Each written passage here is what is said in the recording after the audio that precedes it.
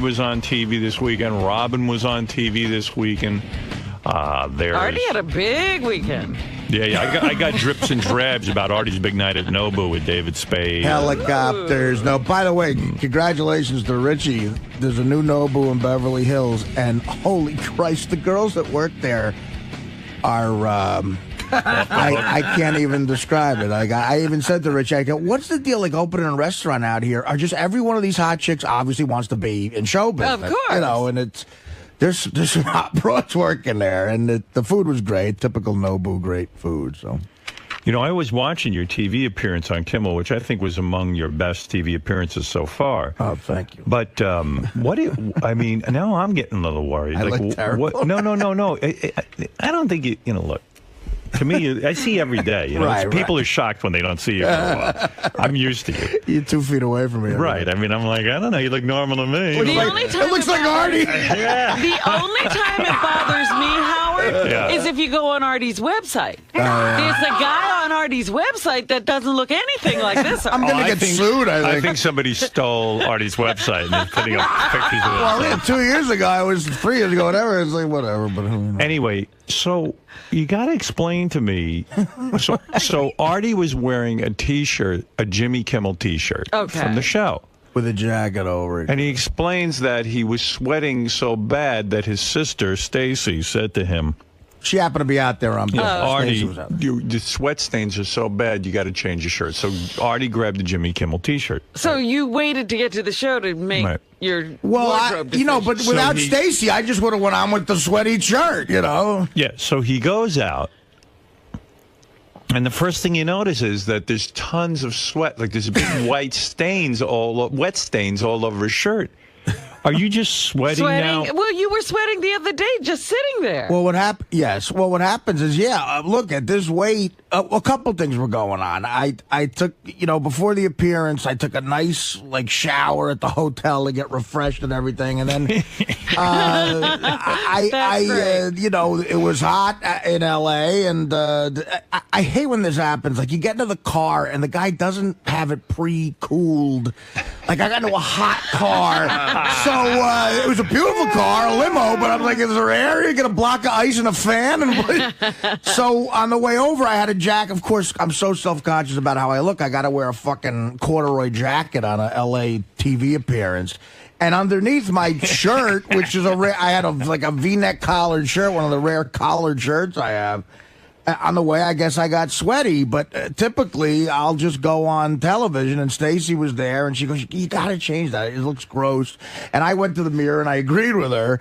So the segment producer was nice enough to go get me a Kimmel T-shirt, and I put that on. I had it on for 10 minutes before I went on stage. And you sweat through that? And I sweat through it again. I had a theory on it. Is there no air conditioning at Kimmel's place? Well, also, I'm stressed. Before you go on TV, I'm a little stressed. That makes me sweat a little bit. And it was But he's at the point now where he's sweating over nothing. In other words, just being fat is making him sweat. Yeah, sitting up makes him sweat. I'm constantly glistening. Yeah, so but I had a theory about it. Artie was sick. He was on antibiotics. True. And I think that he's still probably a little bit sick. Right. And the whole plane ride and everything. I just finished the antibiotic. Well, you know what? I finished the day of the show. Right. So I had to take one, because they make you afraid. You got to finish them all. And that probably had something to do with it, too. I mean, look, I agree, man. There's no defending what I look like at this point. Sure you're not detoxing?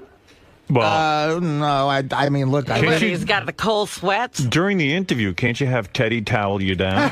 That would be great. I'd love that. That would towel your belly and But now, cold cloth for your head, Mr. Lange. My stand-up sets now are all because now I'm at the point where I have abundance of material and I try to see what works the best for the DVD. So I've been doing an hour and 10 minutes every show, and the lights are crazy, and by the end of a stand-up show, I look like I jumped in a pool, and it's not I don't sweat sexy. I just look gross.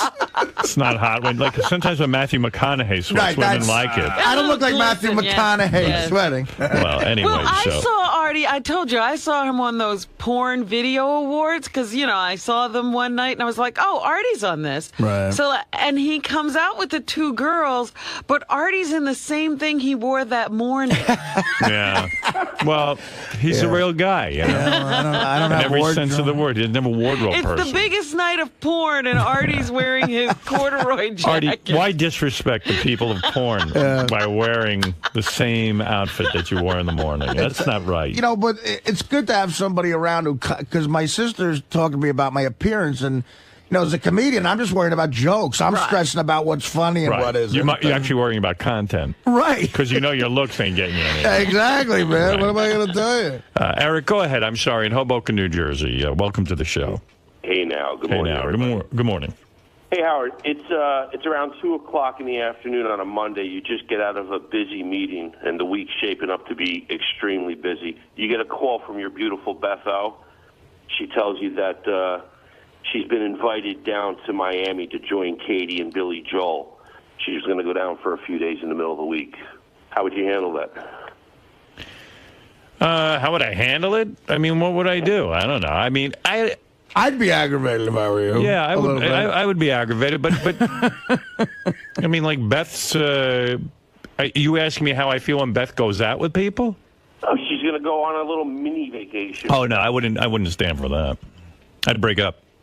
See, I don't think Beth. No mini Beth would do vacation. that. No mini vacation for her. I don't think Beth would do that. No, I think wouldn't she'd do that. realize that was a wrong. Beth is good at knowing what's appropriate. I don't think she. Yeah, that's why I love her. But wait a minute, why is it inappropriate to take a mini vacation? Well, I mean, I think some women just know how crazy a man is hooked up in their mind. You're just saying in particular she caters to Howard. I would. I mean, as a guy, I think Howard probably. I feels the same way. You start thinking, okay, I'm up here working. She's down there. It's like she knows what'll make a guy crazy. Yeah, I would then I would just say, oh, that's okay. Don't worry, because next week, right? You'll get vindictive. Then resentment builds up, and you get passive aggressive. Next week I'm going to L.A. and you can stay home. I'm staying at Carmen Electra's house for the weekend. I was just in L.A. There is pussy flying off the trees out there. Hey, Howard. But one of the things I've done with Beth is I have a radiator in my apartment with a chain. She's chained up right now. Good move. It's kind of hot. I'm sure it is. Yeah. It sounds hot. Go ahead. Have you given it much thought throughout the weekend about this masturbating, who she's masturbating to? No, I didn't give it a... She doesn't really masturbate that much, and if she does, she's not telling me, and... I mean, I don't know. She said sometimes she'll masturbate. I don't even care. You know what I mean? You start thinking about that with your girlfriend, you'll slowly lose your mind. Right. I don't want to know. And Artie won me $500 by showing up this morning. Oh, good. Thank you. I'm glad you're on my side. Yeah, I didn't think you were showing up either after the holiday weekend. Yeah, I figured you'd be sick again. No, it's generally he rests up before the appearances. He comes to work after. I had a rock and roll weekend though. Helicopters, the whole spiel. Yeah. Where did you helicopter? We landed. I landed in LAX at about 4:30 LA time, and then I took a helicopter out to San Bernardino to do a stand-up at an Indian casino. I told you about that. Who pays for the helicopter? The casino? My agent actually got them to pick it up. Yeah, the casino usually has all that stuff to get the high rollers there. We followed a highway. We flew right over a highway that we would have been on. It was bumper to bumper, and I said that's why I'm making enough money to where I said, look, if they want me to split the cost, we got to get on a helicopter. But they picked up the whole thing, which was nice. Right, that's cool. And I worked with Fitzsimmons out there, and then I went back to L.A., and then I had Kimmel, and then... you had the amphitheater, right? Yeah, I'll tell you. No, and after Kimmel, that's when you went to Nobu? Yes, Jimmy was nice. Last time I did Kimmel, he couldn't. He's got Sarah. Jimmy's. I'm impressed by his manliness with Sarah. The last couple times I was, I've known Sarah for a long time. Sarah Silverman. Sarah Silverman, yeah, right? Jimmy's girlfriend. And I'm friendly with her. And the last couple of times we were talking, I said, yeah, why don't we go out after the show and get a drink? And Jimmy, she's like, no, I'm taking care of Jimmy's kids. Oh. He's got Sarah taking care of the kids. Really? And he's out with you. Yeah. So last time he couldn't make it out, but she but so this time he said, no, I definitely want to hang this time. And Sarah, I saw Sarah briefly. She took care of the kids, and me and Jimmy went to Noble. Take care of the kids. Wow. And so Spade showed up, and it was myself, Nick DiPaolo, my sister Spade, Kimmel, and a couple people who work for Jimmy's show, Jimmy's brother Sal, and we laughed all fucking night. It was so much fun. Richie Notar took care of us. Ross. Now, the most unbelievable thing I heard is you took JD out to L.A. with you. Right. And JD and 𝗦𝗵cie𝗄𝗿𝗱 hooked up. What? No. Well, that's okay. Yeah, that's the whole. You want to get into the weekend now? Yeah. 𝗦𝗵cie and JD. This was so great. 𝗦𝗵cie is the greatest guy in the world. He's because what I do when at the end of my set, sometimes I'll bring JD out. By the way, 𝗦𝗵cie𝗄𝗿𝗱 is an actor. He was on our show recently. He used to be married to Reese Witherspoon. He was in that movie Stop Loss. I saw Stop Loss as well. I saw think it was good? I agree with you, man. Really. As a matter of fact, I got his text number, and I texted him. I saw it. Great, really, great movie. And really, everybody should see it, especially now with the way these fucking guys. It didn't get good reviews. Got horrible reviews, and it was like, wow. Yeah, I saw nobody's really going to see it. People don't. I mean, I don't know what's wrong with America, but we don't want to see anything about soldiers and war or anything. And this is really well done, and I think he's really good in it. You should check out Stop Loss. I agree with Howard. So anyway, get to the weekend. All right, so that was Thursday night, and then Friday night we did the Kimmel thing. We went to Nobu. It was a lot of fun. And you take JD to Nobu with you? Yeah, well, that's the thing. Now, JD is Teddy's. I'm launching my new website, and JD's official job is he's got the video camera. He's going to do a video blog, everybody. Right. So he follows you around. And the fans, so he's got a function. But so what I try to do is at the end of the set. JD, you have a function? Yeah. You're actually into filmmaking now. Yeah, right, exactly. I said you could be a filmmaker. And you know how everyone who brushes up against your show becomes a celebrity. So at the end of the, my goal is to try to get JD laid. Man, it's hard enough to get me laid. I mean, I like that you have a goal getting JD laid. Why don't you take care of yourself? Well, I like, I really like JD. And at the end of my set, I'll bring him up and go, listen, he gets a big round of applause. I'm like, look, come on, girls, look at this. He's on stage. And I try to get him laid, and then Saturday night, I had. It was one of the again. I can't. I don't know how you're not getting laid. I mean, the governor of New York had more broads, but he was paying. And he's no. I'm talking about our new governor. Yeah, that guy's blind. The blind guy, the black blind guy. He's a blind guy, and he's a black blind guy. There's not a lot of single girls at the Artie shows. They have boyfriends with them. I don't know. In LA, I saw it became a total scene. So go ahead. So the next night, it's besides Carnegie Hall, the most exciting night of my life. We played a Universal Amphitheater, 6,000 seats. Just the greatest thing ever. And while I was on stage, apparently 𝗦𝗵cie𝗄𝗿𝗱 showed up to see the show, which was nice of him. Cool. Very, very supportive. Yeah.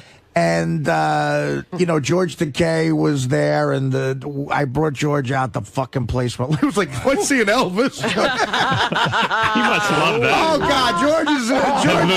George and Brad are the nicest guys, and George is like he's an A-list celebrity again on this fucking. Did George say anything to the crowd? We went back and forth, and you know what I said to him? I said, George, wait till you hear with these acoustics the word faggot when I say it. And he had a great sense of humor about everything. But so apparently 𝗦𝗵cie𝗄𝗿𝗱 came, but it was so nutty backstage that I never got a chance to see Ryan. And I left the stage and went right to my hotel to shower and then maybe see what was going on. So are you constantly showering now because of your sweatiness? I take 8 showers a day. He's constantly wetting himself down. Yeah, especially if I got a shot at abroad because, I don't want... You don't want to stink. Yeah, just being nice enough to tolerate me anyway. Least you can do is shower. Exactly. So I go back to the hotel, and my new manager, this guy says, he's all excited about it. He said, hey, 𝗦𝗵cie𝗄𝗿𝗱 wants to connect with you, real LA. And I'm like, all right, well, I didn't see him. Tell him thank you so much for coming. And he goes, the next text I get is from Teddy. And he goes, Ryan Phillippe and JD started talking, and Ryan said, JD, you got to come out with me to a club and meet women. Oh, wait. So, all right, take it from there, JD. So now officially, it's not, I can't do it, and maybe Ryan Phillippe can get JD laid. So I didn't go to the club, but describe the club. It was like, what club? So what happened? So how do you hook up with Ryan Phillippe? Well, I ran... I was backstage and I saw him and he goes, yeah, well, I'll take you out, buy drinks and stuff. I was like, just like that. I was like, okay. And of course you can't bond with that dude because you're so tongue-tied. And he's smug. Yeah. But go ahead. So Me? No, him. Oh. no, but he's not. No, he really couldn't be. No. He couldn't be a nicer guy. He's a nice guy. Yeah, go ahead. How many guys are going to take JD around? Yeah, Who anybody even that's good think looking. to say it? I was pissed. I'm like, can Ryan Phillippe get me laid? Yeah, go ahead. So eventually me and Teddy go over to this club called Villa. And it's one of these clubs where, like, paparazzi are waiting outside. Like, we took a cab, and there's, like, a whole bunch of photographers outside. Now, you would never... You'd be the guy waiting outside all night trying to get in. In a line. Right? Is there a line, and, like, you get ushered in with Ryan Phillippe? There was a little bit of a line. We walked up to the door, and Teddy goes, hey, I'm Teddy, And our guy, oh, you're Teddy, and... let us right in. What? How does the guy know Teddy? Well, I mean, Ryan Phillippe, someone told the door guy. Right. Ryan Phillippe made sure you guys could. Yeah. I walk out and Teddy.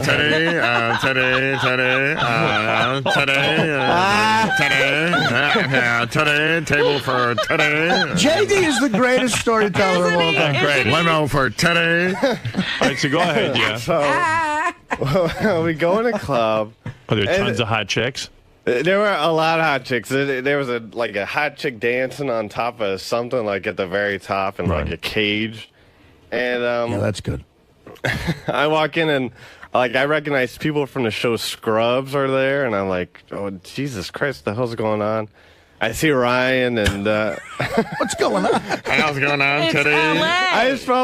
I felt weird. It just was not. Okay, so you see Ryan. I see Ryan, we meet. What's Ryan doing? Is he just like sitting there acting like a star? Or? No, he's just like standing around drinking a little bit. Right. And Did he have some other friends, or was it? There was this other actor guy named Jesse Bradford.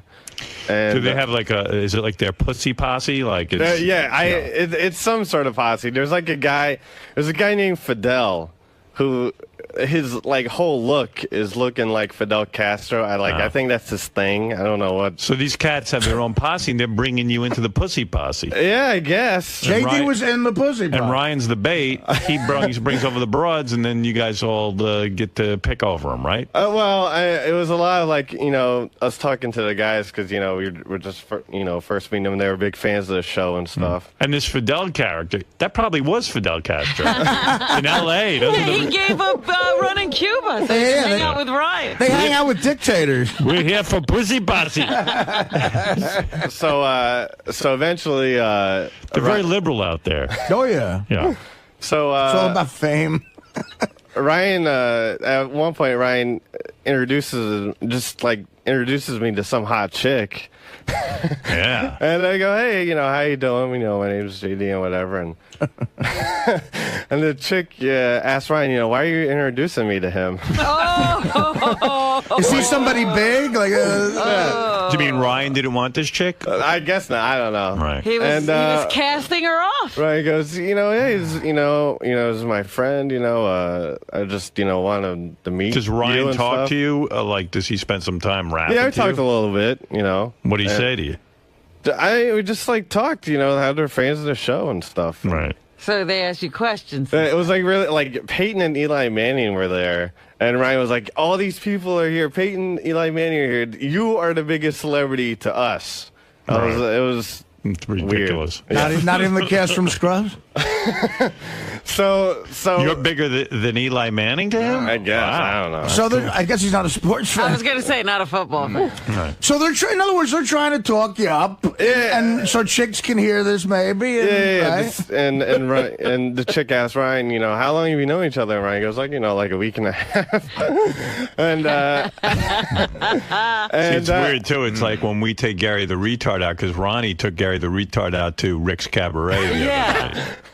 I got to hear about that, too. And so the chick goes, hey, this is my sister over here. So I meet the sister, and I go, hey, how you doing? And the sister goes, oh, you know what? I got to go over here for a second. I'll be right back. And She split on both me. chicks walk away, and it was like... That was it for the night? Yeah. Another yeah, great they're night. close. Hey, at least you got to talk to chicks. Yeah. See, in L.A., everything closed. Like, they only had, after the stand-up show, they only had, like, 20 minutes at the club. Because I said to J.D., the move is, if Ryan, you got to find out about a cool house party in the hills or some shit.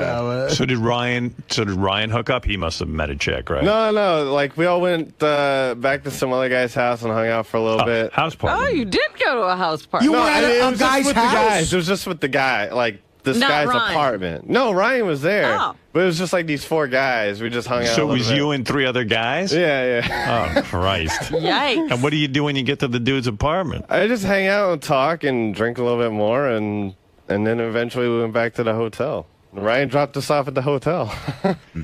You guys went Yikes. back without chicks to the house? Yeah, I guess. Well, Ryan probably left you at the hotel and went to get laid. You were probably. you were pre-pussy. You got enough of this talk. I'm going to go get laid. I got to dump this nerd off. There's always so much fawning I can do over J.D. Harrimeyer. Enough of this sausage party. I know how you feel, man, because, I would go places, before I was famous, I would go places, and I'd be the asshole standing there. And, everyone goes, come on, man, there's tons of pussy. Meanwhile, you're not getting any pussy. It's what you guys say to people. I don't know. Well, You got no rap. What are you going to say? You know what, dude? You could, I just wish you could come off a little better, but.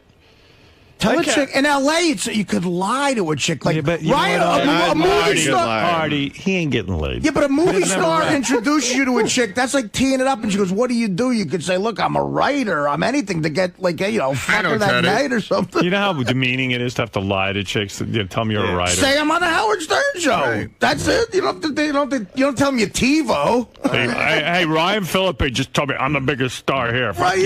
Yeah. Shit. You should just go up to these chicks and go, you know what? You're not good enough for me. I'm on the Howard Stern show. Get the fuck out You of should turn and walk Exactly. away from them before they can walk away from you. Yes. here. What is it, Ralph? JD, you there? Yeah. Yes. I love you, man, but you are like the fucking biggest loser. You've got Ryan Phillippe, who's like he's Mr. LA at this point, and you can't get anything off that connection. He's running you around saying you're like cool and dude, what's the matter with you? I don't know. Apparently the girls are more interested in the Manning brothers than me. So Well, I mean, you know that, but they can't be with every woman. I'm just saying. The girls were more into the Eli and Peyton Manning. Yeah. Big star quarterback. What's Eli Manning doing at the club? I thought he's getting married to his high Must have school been his sweetheart. bachelor party. they Peyton were is just- married. They're just like JD. hanging out. JD, Is listen. Peyton married? I think so. JD, Maybe not. I you don't know. had a I think he is. perfect intro.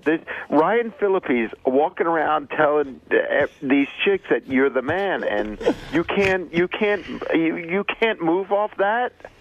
I'm sorry, Ralph. What do other you thing- want me to do? JD has a be. brother. You should be sorry. You don't deserve that. What are you wearing? Do you look the way you look right now? No, I had a button shirt from the show. Now, you look the way you look now. From what show? wait, what show? Yeah. You had a button shirt from what show? From the Artie show, from the night, it was the night of the What Artie does show. that look like? Because Artie was a mess. I mean, so what? Artie dressed you? I didn't dress anybody. I don't have a dress code for my show. I'm not saying I have, the perfect style. You know but what you guys got to do next time you go to LA? Just you guys should just make up a backstory for JD. Maybe it is time to lie. And just say, tell chicks he's like a mute. I don't need And that. work That's even on it. He worse. needs to work on Just it so say- he believes it. Just say he's a billionaire who took a vow of silence. Right. And then Anyway. don't talk. You know what he looks like? He could very well be a computer genius Yeah. You should, who Howard, created some seriously. program We should put you and in a, sold it for $1 billion. we should put you in a wheelchair, and then you can just hit one of those. Hello. Yeah. Hello, my name is Timmy Gates. I invented Windows. Bill Gates' 95 son. I invented Windows Timmy 95 and XP. JD, and Frogger. JD, you have to put some work in yourself. I mean, you've got these. You got a great introduction. What's the matter? You know, what happened to those clothes Beth bought you for makeover clothes? Oh, that failed. He sold them. He's saving them for a rainy day. I still have them. I don't wear the pants anymore. I think the pants are a little tight now, but maybe if you worked out, got some tattoos and shit. What tattoos? I don't know, something. Get some piercings. JD sits in that room and eats McDonald's all day. I know. I always catch him in there with the big fried fish. Oh, yeah. You can smell it down the hall. Yeah, he has filet o fish. His office is next to mine. So JD's in there, and I come out of my room, and he's got the big fries and the filet o fish. Filet o fish is any prize on Something the has to make me happy in this life, goddammit. You're getting fat, too. Look at your gut. Thank you, Howard. Thank you. JD, man, you're such a fucking loser, man. Hey, wait, there's more. What? Did JD mention about how Danny was hanging out with the cast of Scrubs and how he met the girl that he's sort of in love with, Sofia Vergara? No. So they introduced him to Sofia Vergara. You know that hot chick? Yeah. And you the know one her. with the beautiful ass? Yeah. Yeah. And what happened when you were introduced to... No, that's Vita Guerra, I think. Oh. All right, but Sofia Vergara, what happened? I mean, she's a hot chick. We just talked for a second, and, nothing happened. You fucked that up. Like I mentioned... What'd you say to her? How'd it go? Tell me what happened. We talked for a second. Yeah, exactly. What did she say to you? Well, when I lived in Florida, I would see the Spanish show she was on all the time. So I told her... Dude, what was the intro? How did you meet Sofia Vergara? The owner of Villa, I forget his name, he introduced me to her, and... He came over and said, hey, this is JD from the Howard Stern Show? Yeah, and she said how, she had a good time on the show when she was on, and you were very respectful. Right. And I said, yeah, I remember you being on the show Fuera de Serie or whatever. The show what? Fair to say? She was on a show called Fuera de Serie on Spanish TV that I watched. Yeah. And she was so hot. Man. I wish I had a tape of this Now, is conversation. music playing while he's being so mumble? But listen to this. Ryan That was on Phillippe, Univision, right? Yeah. Ryan Phillippe and the owner of the club are introducing him. That's what I'm saying. You still can't get laid. Wait, so does she go, hey, you were on Philippa de Very, Sorry. and she knows she's on that show, so you're reminding her of it. Yeah. You were on the Spanish shows. She didn't know. So all this time you've been sitting around watching TV is what you've just told her. No. Come on. So go ahead. So then she says, that's right, I was on that show. Oh, no, she acted like she didn't know what I was talking about. It made me feel like an asshole. That was basically it. She doesn't even remember. The owner And then what wanted happens? to- Like, how does she get away from you? Like, how does she? What's her exit line? I think the owner started talking to me and wanted me to introduce me to his girlfriends. And then she got out. She walked away. That was her out. Wow. JD, man, you are a fucking loser. But you had to see, so backstage at the stand-up show was the weirdest group of people. First of all, JD has a brother who's exactly like him. Oh, you met JD's brother? Yes, he lives in L.A. and he works at Best Buy. Oh, geez. He came by and, he was helping out. He was a nice kid, but JD and him were like next to each other the whole night, and it was JD in stereo. Because he's got the glasses and the look, and he was like,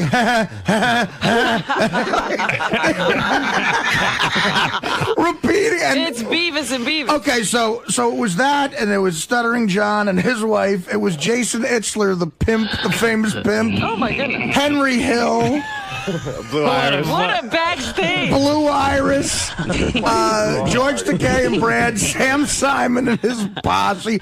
By the way, Sam's girlfriend's smoking hot. Yeah. And Spade showed up. David Spade showed up, and I lost. I lost it on the Bleeding Deacons. Why? Oh God, Bleeding Deacons? I almost fucking punched the guy out. What Why? happened? They, I asked them on the air. I extended the invitation to come and play at the gig. And when we got there, because it's like an amphitheater and a big deal, I went to the sound check and I wanted to make sure that there's video and shit going all right. And the Deacons got there early. And in all fairness, I mean, they seem to be a garage band made up of 8 48-year-old guys, but real nice guys, I guess, talented or whatever. And so they were already all set up. And I was trying to get shit done that I really had on my mind, and this Deacon guy was in my ear the whole time. We're gonna do this, and then you're gonna smash a guitar, and and I'm like, no, just play a couple songs as the audience is sitting down, and at the end I'll plug you. You know, that's. He's like, all right, what if you don't want to do this? I'm like, maybe we'll smash a guitar, but there's a lot going on. So, and I didn't want him on stage while the comedians were there because that's very disconcerting. I said, you got to leave the stage, blah, blah, blah. So they were going to just play a few songs in the beginning. That was the idea. Right. Okay. So they get in there, and it's the biggest gig it's the biggest gig I ever played. It's impressive. And they probably got carried away. The show's supposed to start at 8:15. Now, you know, it's a crowd that's coming to see a specific thing. They're fans of our show. They sort of know the Bleeding Deacons. They're playing, and it's a pre-stand-up show. They're playing insanely loud. You couldn't understand, like what we were just talking about. Like, they probably went nuts, like this was their dream come true or something. The show was supposed to start at 8:15. They went like a half an hour too late, and I'm outside. I thought they were going to do some song parodies. Well, they did, and then they had a guy dressed like me. They make videos now, right? I know. And they had a guy dressed like me and a head that looks like me running out, and they were like feeding him stuff and I'm sitting out, stressing about the show with my fucking iPod. I'm hearing the whole thing, and I go to Teddy. I go, Ted, what the fuck are they doing? This shit's a half an hour too long. But you see, you have to, when you have guys who don't normally do this stuff, you got to go and you say, listen, I want 3 song parodies. Right. I should have been more specific. Each one is a minute long, right. And then you leave. I should have been more specific. But Artie was surprised that the Bleeding Deacons fucked up. All right, so, but listen. Because they don't really know. It got to a point, though, where they were really being selfish. But did they would not leave. They hijacked the fucking stage. So I said to Teddy, Teddy, listen, man. I called Teddy over and said, you go tell them that we're going to shoot them if they don't get off stage. So he got a stage manager to tell the guy, you got to leave, okay? Right. And then after he says that, the fucking Bleeding Deacons guys, you guys want to hear one more? And the crowd didn't want to hear one more. And his fantasy goofball head, when he's singing into his hairbrush in his bedroom, they said, yeah, we want to hear one more. So he then proceeds to play another, 8-minute song. Wait, and at the end... Daniel wants to defend himself. Hey, Daniel, what happened? Listen, I was standing with the stage. Now, I don't know if he's a stage manager, him, Artie, and the production manager. I said, our set is 30 minutes, but we're completely flexible. I never heard a 30-minute set. Wait, let me finish what he did. And then you can have the stage. Yeah. All right. So at the end, a comedy show's about to happen, all right? The MC's got to come out and go, hey, what's up, everybody, a calm thing. These guys start smashing guitars like they're the Who. Like they start fucking, like there's pyrotechnics. I hear them going, ah! You can't understand a word they're saying. They're just loud and annoying, and people are cringing. They're smashing a guitar, and I'm going. My face is getting red with anger. So after that stops, there's smoke. The stage managers had to come sweep the guitar off, and now there's this awkward silence. Now it's nothing but an awkward silence. 6,000 people are going. They're watching those poor stage managers sweep the guitar. Now they start to boo. Not one person applauded for it because they thought it was just weird. So now this kid Pete Dominic, who MCs for me, he's got a show at Sirius. This poor kid's getting thrown to the fucking wolves now. And Spade was sitting there, and he goes, Art, you're totally right for being mad. I would go ballistic. So that doesn't help. No one was saying anything. So I lost it. I said some things I probably shouldn't have said. I screamed at Daniel. I screamed at, the other, and I was yelling, and people were trying to figure out what the fuck to do. Right. And I said to the stage, I said, please play some house music so it's not awkward silence till they clear the fucking stage. Yeah. And this kid can at least have some sort of an intro. Yeah, but you see, you got to blame yourself. You got to say to Daniel, Daniel, look, listen to me. I'm going to tell you to take some responsibility here. You got to say to Daniel, Daniel, here's what's going to happen. I want 3 song parodies. That's how people know you from the Stern So how do you Show. explain after we tell him to get off stage, he does another song? Yeah, how come you didn't get off stage? That's the part I don't get. Here's what happened. I told the guy, I said, hit me on the monitor.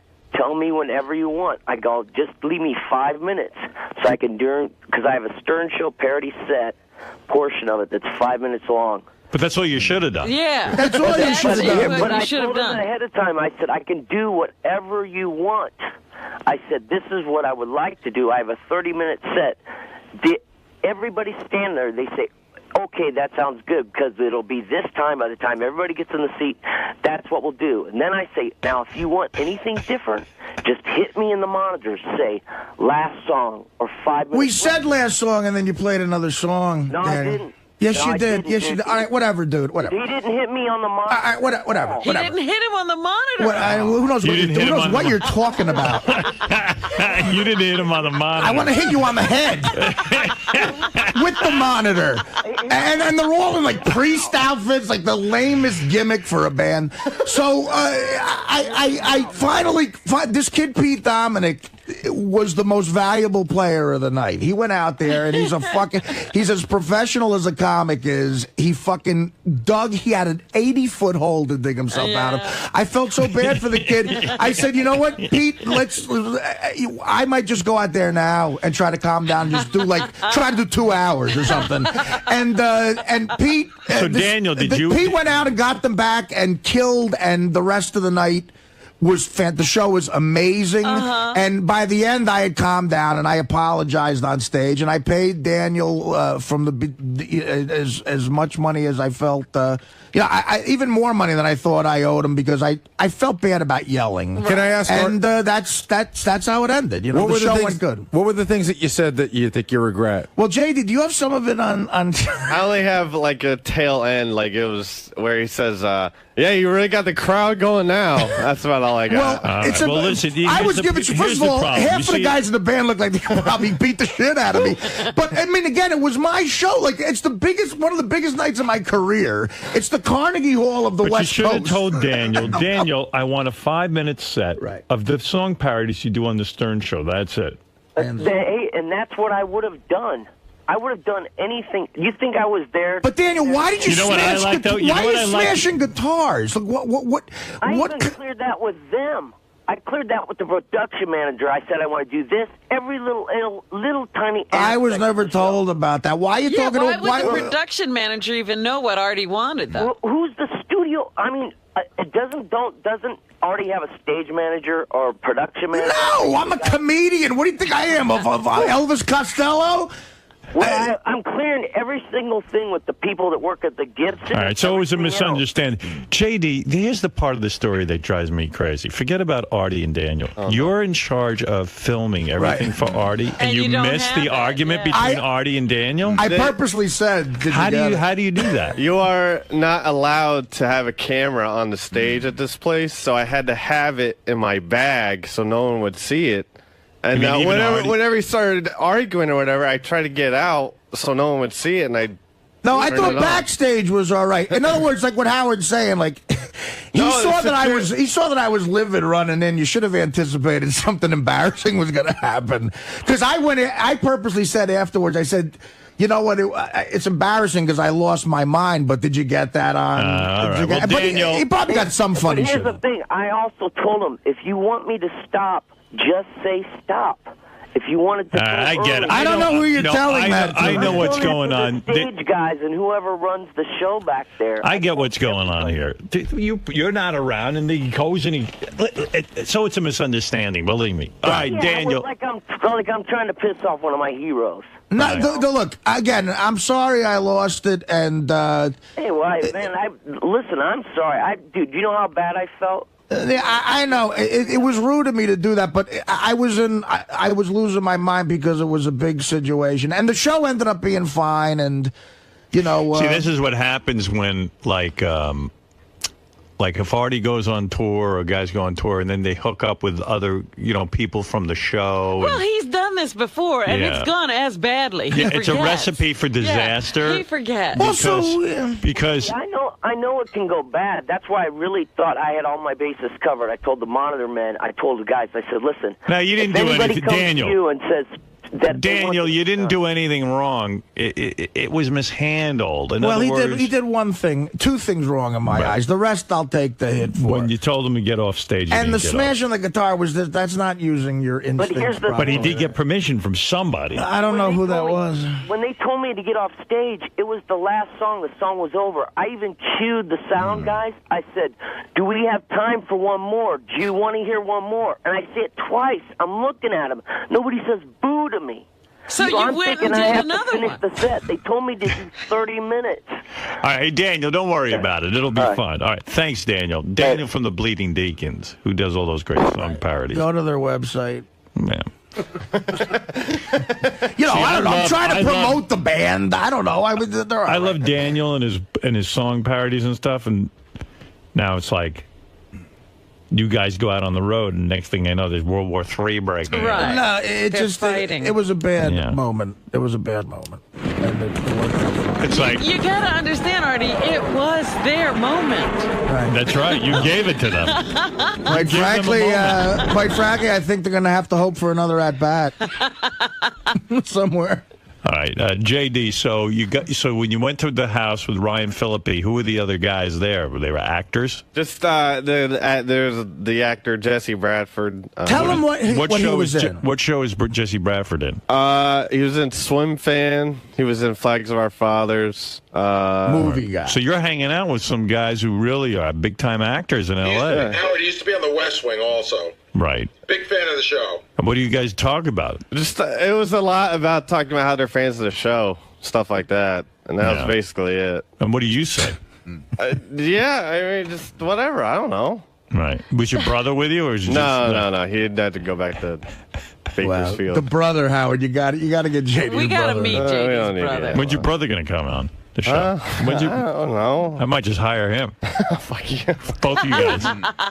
Let's switch him. He can go to Best Buy for a few weeks. And that Jason Itzler guy, the pimp guy? Yeah. Oh, my God. Is he wearing a fur coat even in L.A.? He sits down next to me, and he's a bit of a close talker. Ask your father about that Seinfeld episode, Close Talker. Right. Clearly, I'm just trying to get my head straight. Everybody's in my dressing room, and this guy Itzler's an inch from my face talking to me how he hooked up with the MySpace guys, and they want to have a party afterwards, and there's broads over there, and how this is what he said to me. This was the most insulting fucking thing. I wanted to punch him in the face. He goes, listen, I really think I can get you a wife, but if it doesn't work out at the end of the 7 weeks, I got like the Eastern European girls. They'll marry anybody. Oh my God. That's what he says to me, and I said, a wife. That's what he said. Like, I want to find a wife. You want a wife that bad that it doesn't even matter if she speaks English. I said, quite frankly, an Eastern European chick marrying me would be the lottery for them. That's why. So, and he was there with another creepy guy who he's in business with. It was just creep times fucking a million. How do they end up backstage at your And show? I don't know, because they're Because fans. he's getting Artie a wife. Yeah, right. They're part of the Howard Stern show now because he was a guest. And what else was interesting? I saw one of my old friends, Nicole Sullivan from Mad TV. It was great seeing her. Sam Simon's girlfriend. Man, it's the hottest chick he's ever dated. Wow. I never Hotter met her than that before. Playboy Now, how chick? long has he Hotter been than the dating Playboy chick. her? He said they've on and off for 10 years, but the times I knew Sam, I guess it was off because I never met her. But now they're back together, and it ended up being a very interesting night, and the show was great. And God, again, it becomes like a serious pep rally. It just it seems like everybody in that place has Sirius. They love Sirius. Yeah. That's great. All right, real good, man. Congrats. But JD, nothing. JD, no pussy. All right, but JD hung out with Ryan Phillippe. At least hung out with a good-looking guy. Yeah. You know what I mean? But yeah, Start. I tried at least a little bit. Oh, Henry Hill, too. I brought Henry Hill out at the end of the show, and I said, listen, if anybody in the Mafia wants a free shot, I'll leave the stage right now. There you go. He Hey, was Lee, fucked up. Lee, you're on the... Oh, yeah, I bet. Lee in San Francisco, you're on the air. Howard, you are a very handsome man, like a young Jan Michael Vincent. Thank you. I am very excited about Richard Christie's drumming exhibition this morning. Yeah, you know how that all came about. Maybe I should do that now, but Richard... That's a big drum kit over there. Yeah, so I was listening to these heavy metal, speed metal things. Like, here's another song I'm going to play you. I was listening to the drummers, and I always forget they use like a drum machine because these guys are so fast on the drums. Right. I can't even imagine sound human. how they do it. And Richard said, no, I used to, I can do that. I used to be in a death metal band, and I can drum that fast. I used to go to the barn and put ankle weights on and practice 9 hours a day. I'm out of practice, but I can do that. All right, go sit down. Okay. All right. How do I do this? Do I need to get I guess I need to get a remote headphones, huh? I don't know. What the fuck do I know? What do I look like? What's up, man? Hold on. He Here. can't hear you, Lee. Oh. Lee, he's putting on headphones. I'm sorry. Oh, here comes Scott. All right, here's Richard on the drums, then I'll take a break. Got it. All right. Now, what are you going to play for us, Richard? Well, I can find a mic. He's gonna play a song called "The Most Annoying Shit You've Ever Heard." Does it matter what he plays? Give him a wireless. You got a wireless? Yeah. Was that A or B? This is A, B. B. Of course. So you want to hear those, like the drums from those songs, right? That type of drumming? Yeah. No, we want to hear something else. Yeah, that's what we're waiting for. Okay, I'm just making you asked me what I was going to play. No, can you drum "Happy Birthday"? Do the fastest drumming you can do. Okay. Because I can't even believe someone could go that fast. Okay. All right, Leah, you ready? Yes, sir. Thank Okay. Are we good, Scott? We're good to go. What? Audio stuff, too, in here. What'd you say, Scott? How could I know what you're saying? You're mumbling. Shut off your mics when he's playing. Oh, okay. All right.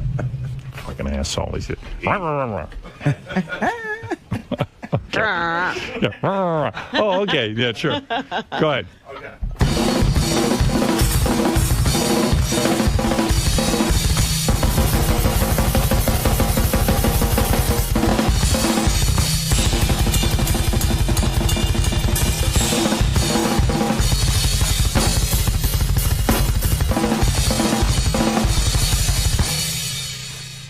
Wow.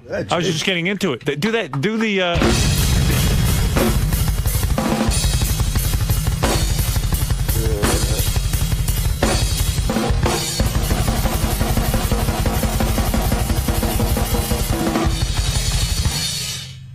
Wow. Man, Impressive. you're Play talented. a whole song, though. I don't think he'll die. Hey, that was good. I like that. I would That's love fun. to know how to play a fucking instrument. That looks so cool. Yeah, let's jam. Go ahead, go. Okay.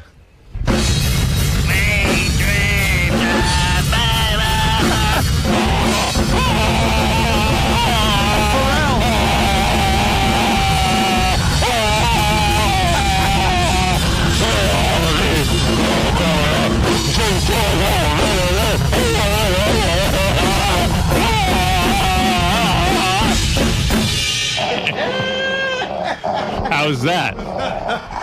It's a hit. How'd I do? Awesome. Did that help you out? I think you could be a lead singer now.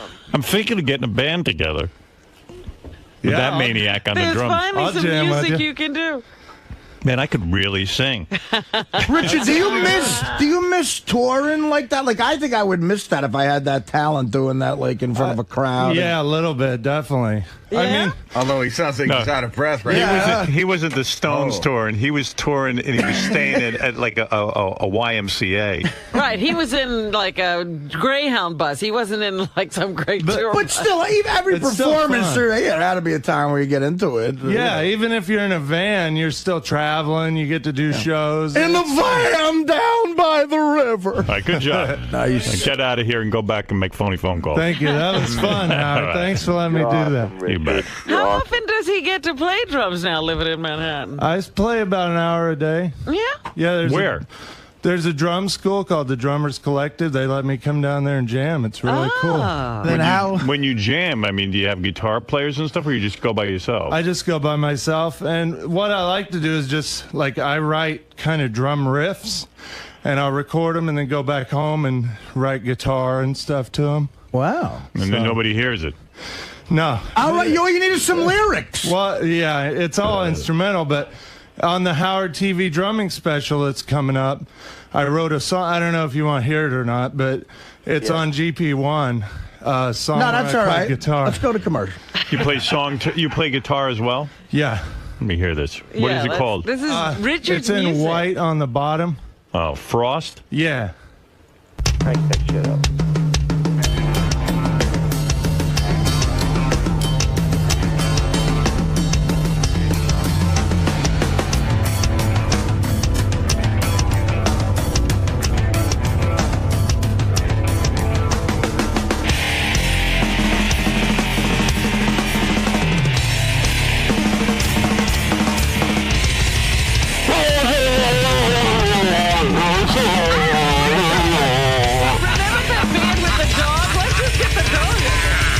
Where's the dog, Fred? There you go.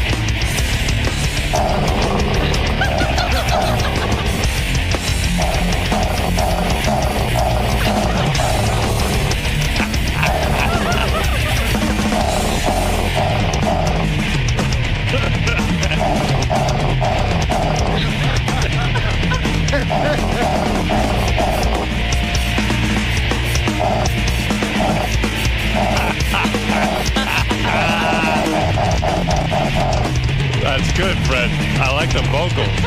That dog is good. And he works for Kibble. That's pretty good, man. That dog's got good timing. That's really good stuff. Well, Thank you know you. what we could do again? What we did with somebody write lyrics to that.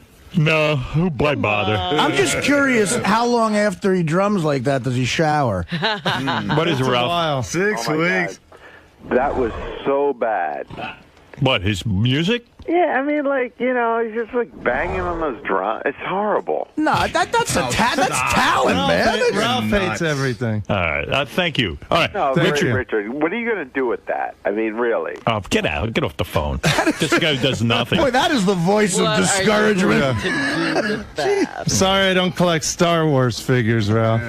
Oh, nice. See, he makes it look easy. I could do that. Let me see. Oh, don't start. Want to see me do that? Yeah, get over there. He's actually going to try. He'll come back to the desk. He'll have pulled something. What's squealing? I need double bass pedal. Oh, there's one there. Do you even know where that is? What? What did you say, Rob?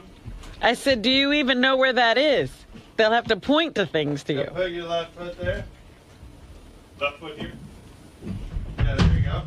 Is that mic on? You ready? Yeah, all right, go ahead. This mic's probably not on. It's on now. You got it? Ready? Ready.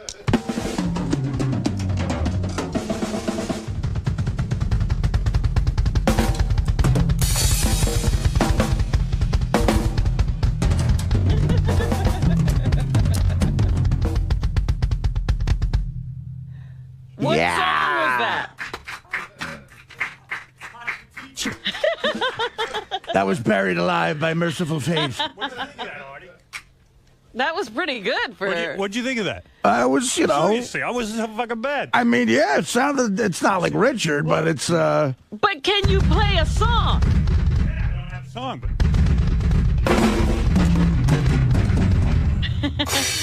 Something more than what a dog could sing to. You need the wicked lyrics like, they lowered me down into that hole in the ground. I want to be like the Bleeding Deacons. Let me smash my drums. You're supposed to set the drums on fire. Yeah. Jesus Christ, I'm exhausted. I know, it's hard work, isn't it? It's a physical instrument. Can I try one? Can I try it? That looks like fun. Right? Have you ever held drumsticks? Yeah? Because that's part of the problem. They never were held the way I thought they were supposed to be. Hurry up, Dr. Adelow's here. Yeah, and you catch your breath while Artie's playing. I'm have a fucking. How are you fat, Richard? I'm gonna have a heart attack just from that. It's exhausting, isn't It it? is, yeah. But I mean, I'm a really good drummer. Even Richard was a little winded after he did his thing. Oh yeah. Well, that's because what you I was really thinking. got to just keep doing it, right? You get Artie. You're gonna be exhausted. You get out of practice, you can't play a song. Exactly.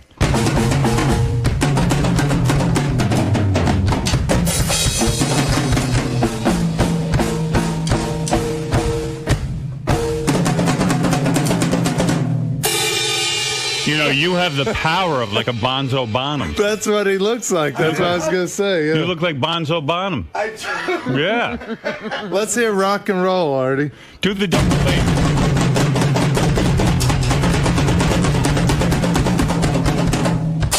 No, do the. No, Artie, do the double bass. The feet. Yeah. Does he know where those pedals are? On your left. Oh, right there. this is the bass? Yeah. Oh, wow. It's two basses. Oh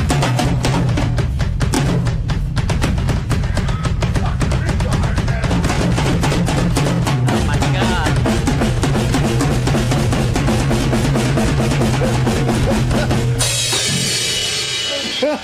That's what most drumming sounds like. What do you call?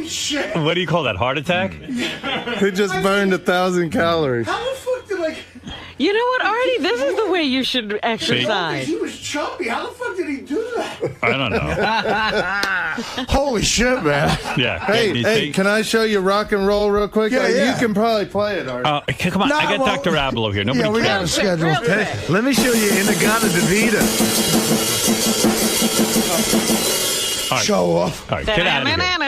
All right, I'm coming over. I got my coffee cake. You see how out of breath you are? I have an Entenmann's coffee cake and a Hawaiian Yeah, 'cause you're punch. going to need energy now. When I was on tour, Howard, we used to do... You sound like Lou Costello. We just saw the mummy. All right, thank you. Thank you. All right. What's up? Left Coast JD. Whoa! What's up, man? Where did you come from? Quite the weekend. Yes, quite the weekend. JD, how come you're not able to parlay these opportunities into something grand? Because I'm a nerd, and apparently I'm a big fucking loser to according to Ralph. So, Oh, look who's talking. according to a guy that just sits at home and watches TV all day. Right, that's really cool. Yeah. Watching The View makes you cool. Well, I guess. No, but does it almost put more pressure on you knowing that they give you this big intro? This is JD from the Howard Stern Show. I guess. Dude, it was like my first trip to LA. It was my first, like a hip or whatever. I don't know. It was just weird. It was just surreal. So yeah, what's the scene like out there compared to when you hang out back in New York? Well, back in New York, I'm usually at a strip club. So that was one thing. The clothing threw you off? Yeah, the clothing for sure. I just lots of hot chicks, like people you see on TV all the time, and I don't know. It's kind of surreal that you're involved in it. Yes. And being swirled around. Yes. But how good looking were Ryan and his friends? Was it fun? Definitely more good looking than me. I'll tell you that. Definitely more good looking and have more game than I'll ever have, probably. But now that you're warmed up, the next time you go out there, maybe you'll have a little, add on to your rap. Maybe you'll. Oh, I doubt it. But we'll see. We'll see. All right, man. I'm proud of you anyway. Thank you. At least somebody is. Richard. Yeah. You animal in there. Yeah. Animal was a good drummer, by the way. Is it good, though, to actually get in there and showcase something that you were known for so many years? Yeah, it's fun. And it's cool because a lot of people that listen to the Stern Show used to listen to the metal bands that I played in back in the day. And they're always saying, oh, you got to get Howard to play some metal or play some metal on the show. So it's cool when I actually get to do it. It's a lot of fun. Right, because you and Sal are always a little bit worried that you're being typecast as just like a gay stuntman or something like that, and just that's the only thing you can do. Well, I was doing gay stunts back then, but it was backstage, not in front of a crowd. Right, but I mean that's what you've become known for on the show, and yeah, on such a popular show. So you're able to showcase your drumming talents. It's good to let people know I do stuff besides lick Sal's balls. You know, I get emails from fans, and like I don't know, Europe and South America and the Middle East, and they're saying, Richard, I just saw a picture of you licking a guy's testicles. What's happening? Yeah. You know, like metal fans that know me from playing drums, they see that stuff and it freaks them out. So it's got to be tough for them, though. It's got to be tough. Thanks, honey. See, there you go. Yeah, I always got my support group right there. All right. If all else fails, my honey's I got him training my kids at home. They call him Uncle Richard. Yeah, his kids are drummers too, yeah. Really? Yeah. Sal's got a drum set in his basement. Yep. Sal's a good bass player. First we bang the skins, and then we bang each other.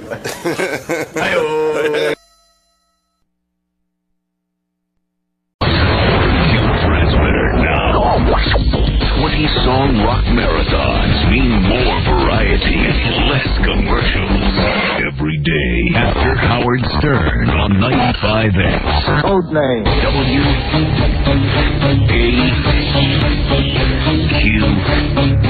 WAKQX. Translated Syracuse. Sounding into a double.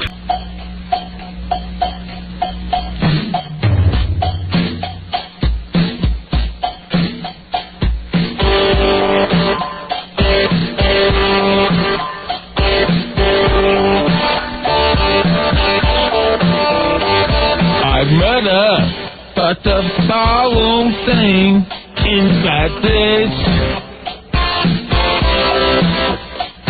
she tried to take me, started from a bus. She tried to feed me, tried to torture, shoulder.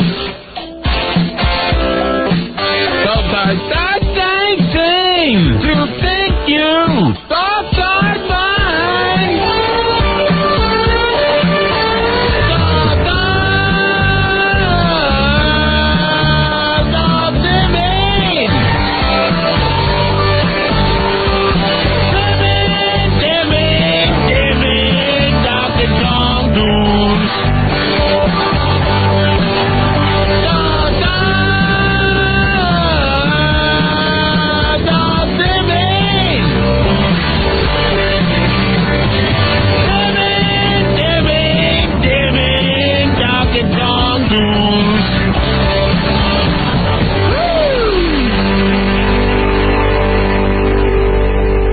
How you doing? This is Richard Lewis, the Prince of Pain. You're listening to the best of Stern. You don't know nothing about me, buckwheat. Hey, yo, come over here. I'll put something right in your big fat mouth.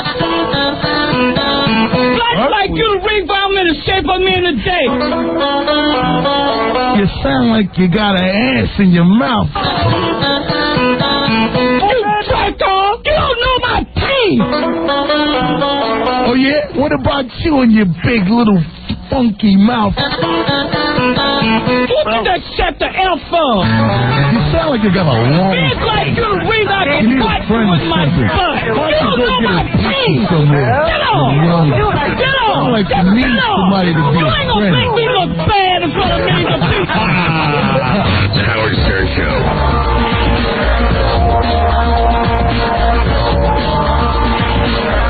Are we gonna look at Fred's tape? Do you want to look at Fred's Yes, tape? I would love to look at Fred's tape. It's sad. Fred, I understand, is very upset about this tape. Yeah, all right. I'll play the tape for you. All right. Well, let me come back. I'll do that. Then we got to do the news. I want to tell you the story of Fred walking into the office this morning and seeing on Gary's list secret tape and how he, like, blew up. I got to tell you something. And I'm going to say something, and I swear to God I mean this. I love Fred. I do.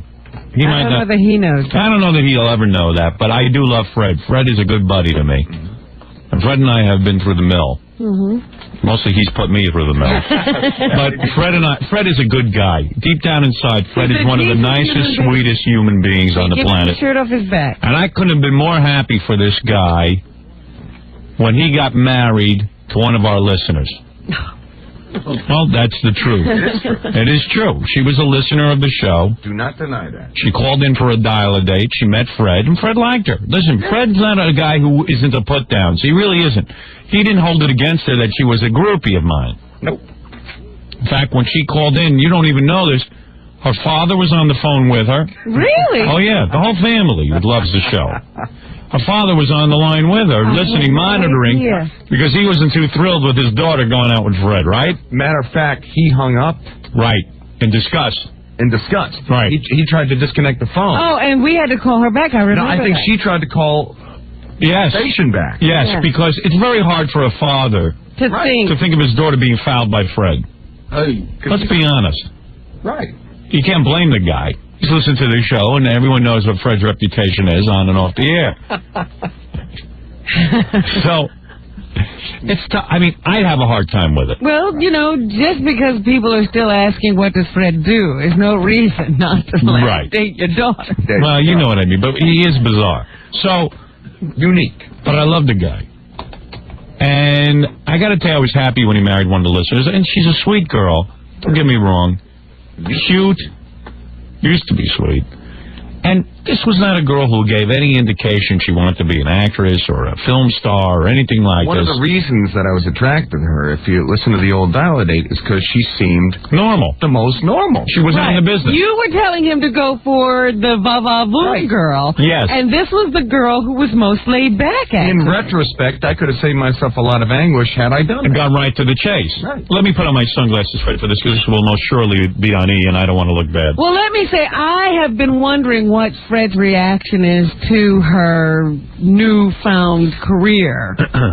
And I haven't really been able to gauge it. But this morning I was given some information. Fred is really upset about this. Oh, let me tell you. Proud. Well, let me tell you something, Robin, which will back that up. I know he's not.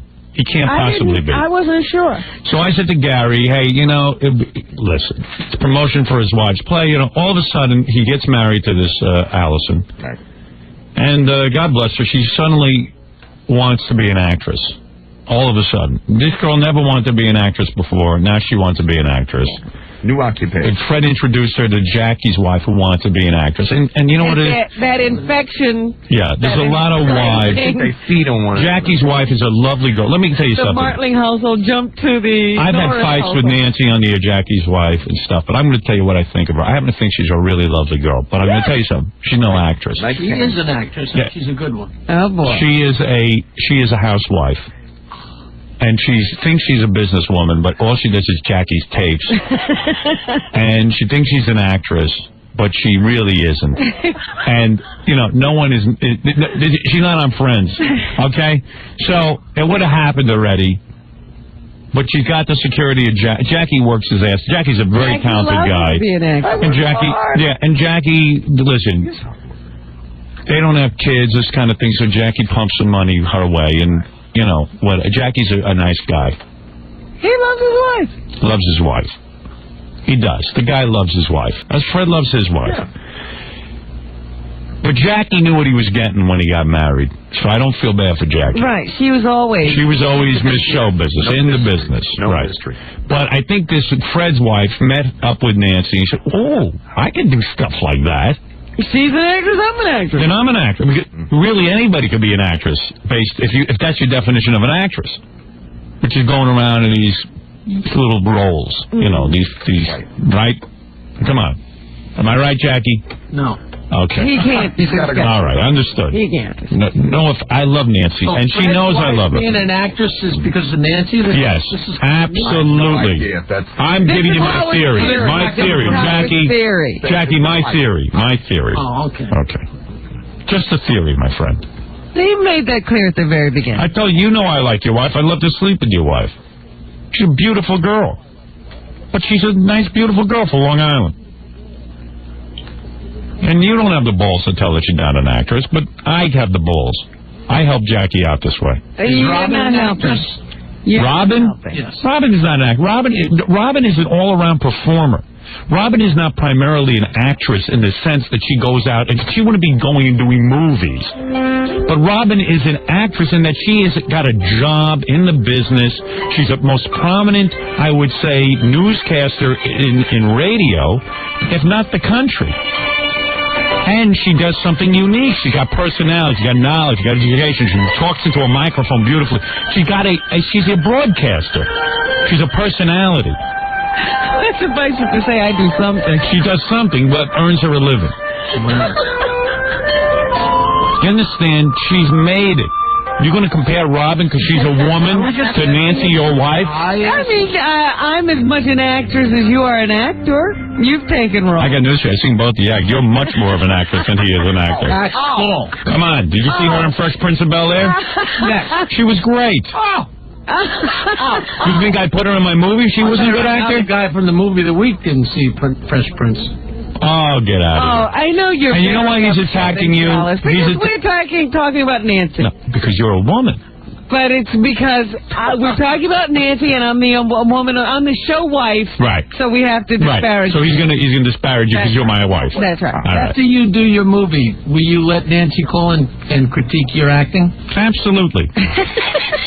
Not that her critique. Her critique means nothing. She critiques everything else. Her critique means nothing. But Nancy is like anybody. Trained actress. Where did she train? Where did she train? One of those places. Okay. It was a school Listen, of magic. I think she's a terrific actress, but you will admit that her career hasn't exactly taken off. No, it hasn't. Okay, fine. All right, let's leave it at that. She is a terrific actress who the world has not recognized. Trained actress. Okay. That's fair to say?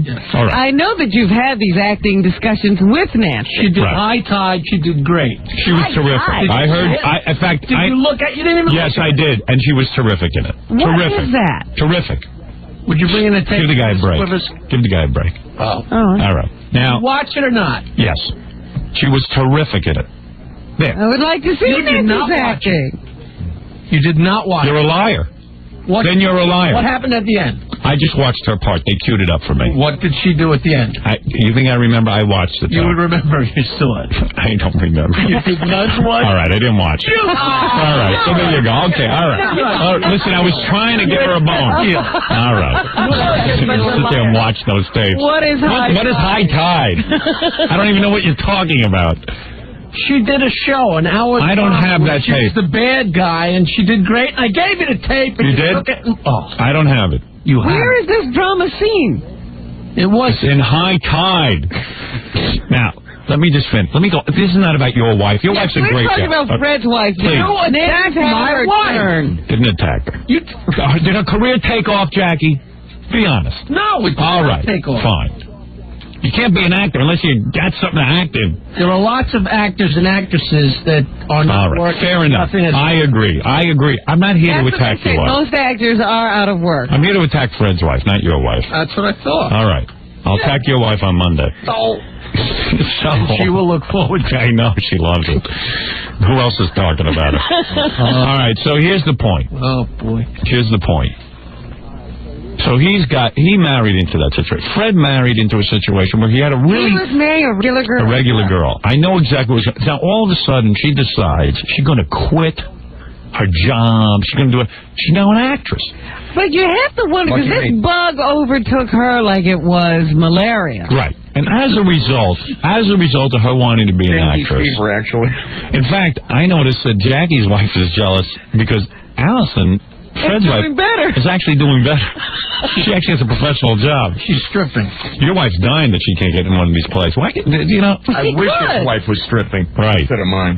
Now, we'll get her a role in one of these plays, too. Great. All right? But, you know, it's funny because I remember seeing Allison during this period before she got into this play. Yeah.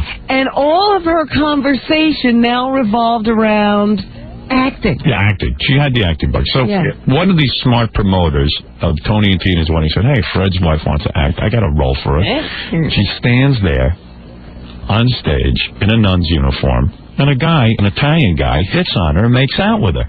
Right. So, all right. She goes on this. And it takes a lot of training to do that, by the way. Right. It really was. You know what it was? It wasn't even acting. And it was making out with a guy. Major characters who have lots of lines and carry this play along, and then there are these peripheral roles that anybody could do. They're extras. Yeah.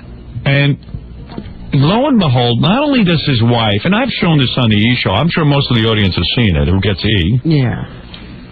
Lo and behold, his wife not only gets this role, but she jumps into it with a verve and she's into it with a vengeance. With a vengeance, and not having seen the play before, she makes out with this guy for like how long? Gary, get in here. We timed how long? Do we have that Probably about 2 minutes. Can you do that one first? All right, I'm going to play the clip. This is, I went out and I taped, don't look at the screen yet, because this is very upsetting what's going to be going on here in a minute. Now, okay, here we are. Now, this is a tape of the girl who took over his wife's role as the nun. All right. Time exactly how long. Fred, you have a timer? Yeah, Fred, you're going to use this in your divorce. I definitely, I'm looking for. Watch this guy. This is the new girl. This is the new girl in the role that Fred's wife had. Watch how long this is the exact... Fred, I didn't change this tape. I just want you to watch it. Could you move a little bit, Jackie? Go ahead. There she is. She kisses the guy. She fights him off. The nun fights him off. Look like she's into it. All right. That looks pretty chaste. All right. And now watch. It's over. That's the end of the roll. How long? 7 seconds. Doug, how long was that? That's 7 seconds. 7 seconds. All right. That's what I said. All right. Now this is Fred's wife doing it? No, do we have Fred's wife doing the kiss? I think it's all right. Here is Fred's wife doing the kiss. Now time how long she sits there and makes out with this guy. Go ahead. Watch. Wait for initial contact. There's his wife right there in the corner, Robin. Yeah, I see it. All right, they're making out. Wait. All right, here we go. Look at this. Lip contact. Look at it. Well, it's going on. I mean, there's fondling going on. This is the scene. Well, you didn't see this in the other scene. No. Look what's going on here. There is an excitement. Look what's going on here. He's having a good time. She is doing a whole long, involved scene. This scene, by the way, is rolling, ladies and gentlemen at home. We are now still going on. Still going on. They haven't even gotten to the lip lock. He's groping her, fondling her ass. Now she's getting into it. Look at this. Look at this. Now look at what's going on. That's when I get. And look at Fred. Poor Fred. Fred is sitting in the audience. In pain. In pain. Yeah. He's putting on a good face. Don't get me wrong. No, I was getting sick to my stomach. But she's still doing it. Right. It's right in front of Fred. It's a joke, and no one's even watching this. Yeah, the play's going on elsewhere. Right. Hands on his ass. Right. Whoa. It's still going on. No, this is easily 40 seconds already. 40? We're up to 50. 50? See, I didn't count. It's still going on, by the way. No, oh, Lord. It's still going on. They're still attacking each other and kissing. I'm telling you, all right. I watched this. Girl, 7 seconds. It's still going on, by the way. Still going on. It's not over.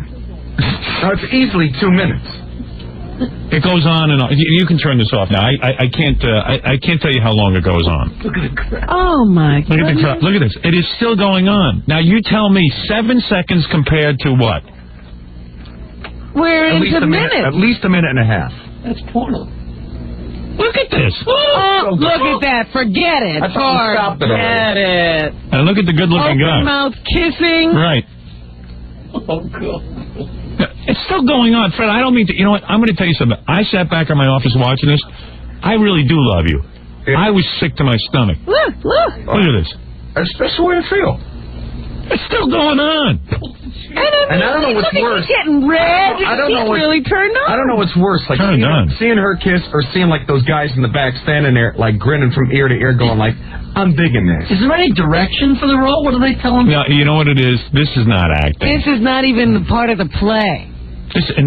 Tony and Tita's wedding. People walk around and watch different things. Look at this. He's still making out with her. Give me a break. Give me a break. It's like after a while, it's like you don't know what to do. You know what it is? It's another guy sitting there making out with your wife. And it's upsetting. And he's having a good time. Yeah, you know what? If it had been 7 seconds, you say, okay, it's the way to start. Right. Very funny. Look at this. And this is going on 8 times a week? Doug, how long are we up to now? 2.5 minutes. 2.5 minutes. Now, the other scene... Now it's over. Now it's over. Fine. She looks like she's been raped. Look at her. Yeah. Now she's wiping her mouth and staring at her husband. Yeah. Oh, man. It's like, you know what she looks like? I don't know if you've ever seen that movie, Last Exit to Brooklyn. Yeah. After the whore gets raped. That's what she looks like. And then she kisses you. I'm real thrilled. How'd he taste? And then she breaks off with you in 5 seconds. Yeah. There you go. Come with you. It's like, hey, Romeo. Had it, seen it, done it. All right, anyway, so I watched this tape back in my office. I watched it alone. Yeah. And I got crazy from it. I don't like what's going on. So then I said, let me see this new. They gave her a new role. New role. Right. Now She did so well in the last one. she rips off her clothes on a bar, and guys naked, they're squeezing her ass. They're touching her? Yeah. Wait. Did you see it yet, Fred?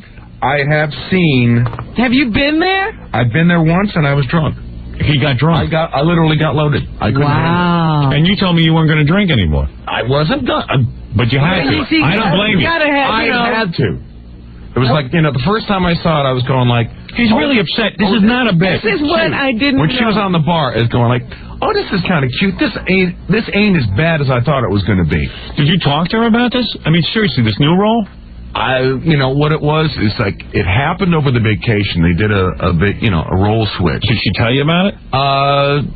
Yeah, she told me about it. She said, oh, I'm going to be playing Maddie. And I'm going like, oh, really? Oh, and Maddie is the one who rips her clothes off. And that's the role that John's girlfriend had. Knocked-up girlfriend had. Right. I saw the play twice, and I don't remember this. Well, I'm going to show it to you. Well, because the focus originally was on, my wife basically making out with strangers. And you know what it is? Listen, and you'll see even this new role is not acting.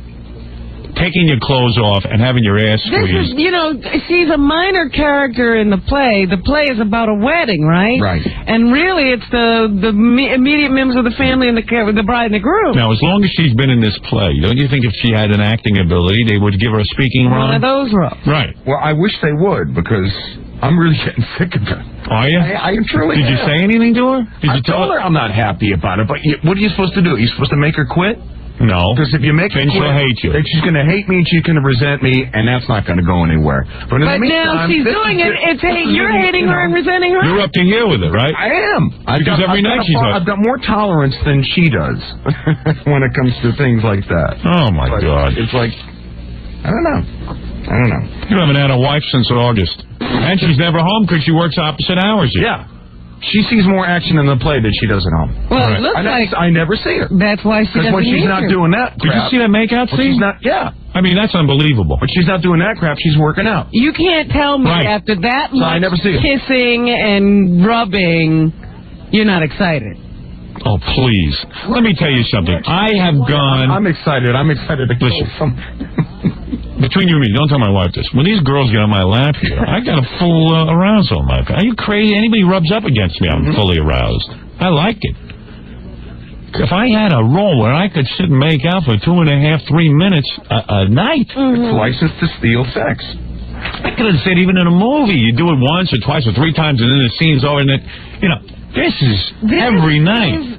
But not only that, Howard, you can see that she doesn't have to do it that long. Right. You saw the other person doing the role. So you know what's funny? It's like, you know what's funny? It's like, because my wife found out I got upset that they videotape it. And she says, now, I know that they videotaped the nun, and you're going to see a real difference between the nun that I played and the nun. But see, what they did is they peeled back the role. They didn't make her as important. Oh, she doesn't get the kiss as long. Oh, right. I don't know. It sounds like the biggest bunch of crap. Hooey is what that is. I think you ought to tell her to leave that damn play. That's enough. She had enough experience in that play. Yeah, why doesn't she move on to something else now? She did this for the experience and to get the credit. And the money they're paying her, she puts into this personal trainer she has every day. So Fred doesn't even see any. It's a wash. It's basically a loss leader. Yeah. That's what it is. I got to take a break. Anyway, we'll be back right after these words. WHUS Manly Syracuse. And now, let's return to the Howard Stern Show on 95X.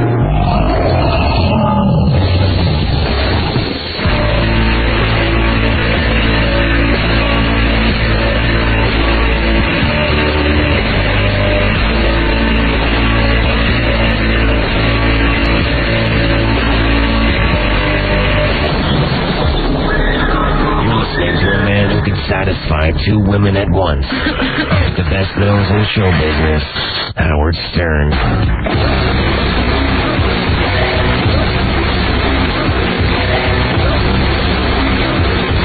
What is it? Allison's on the phone. Fred's wife? I gotta tell you, Allison, I don't like what I'm seeing. Huh? I don't like any of this. I don't like it. I don't like what I'm seeing. How come this new girl is on for 7 seconds? She gave the guy a peck on the lips and then she ran away. Well, if I gave you an explanation, you wouldn't take it anyway, so it's different. He's getting fed up, and I tell you, I saw the tape. I got upset, especially this new role of yours. Yeah. Well, I mean, I haven't seen that. You know what it is? She wants to. I'm going to show it to you now.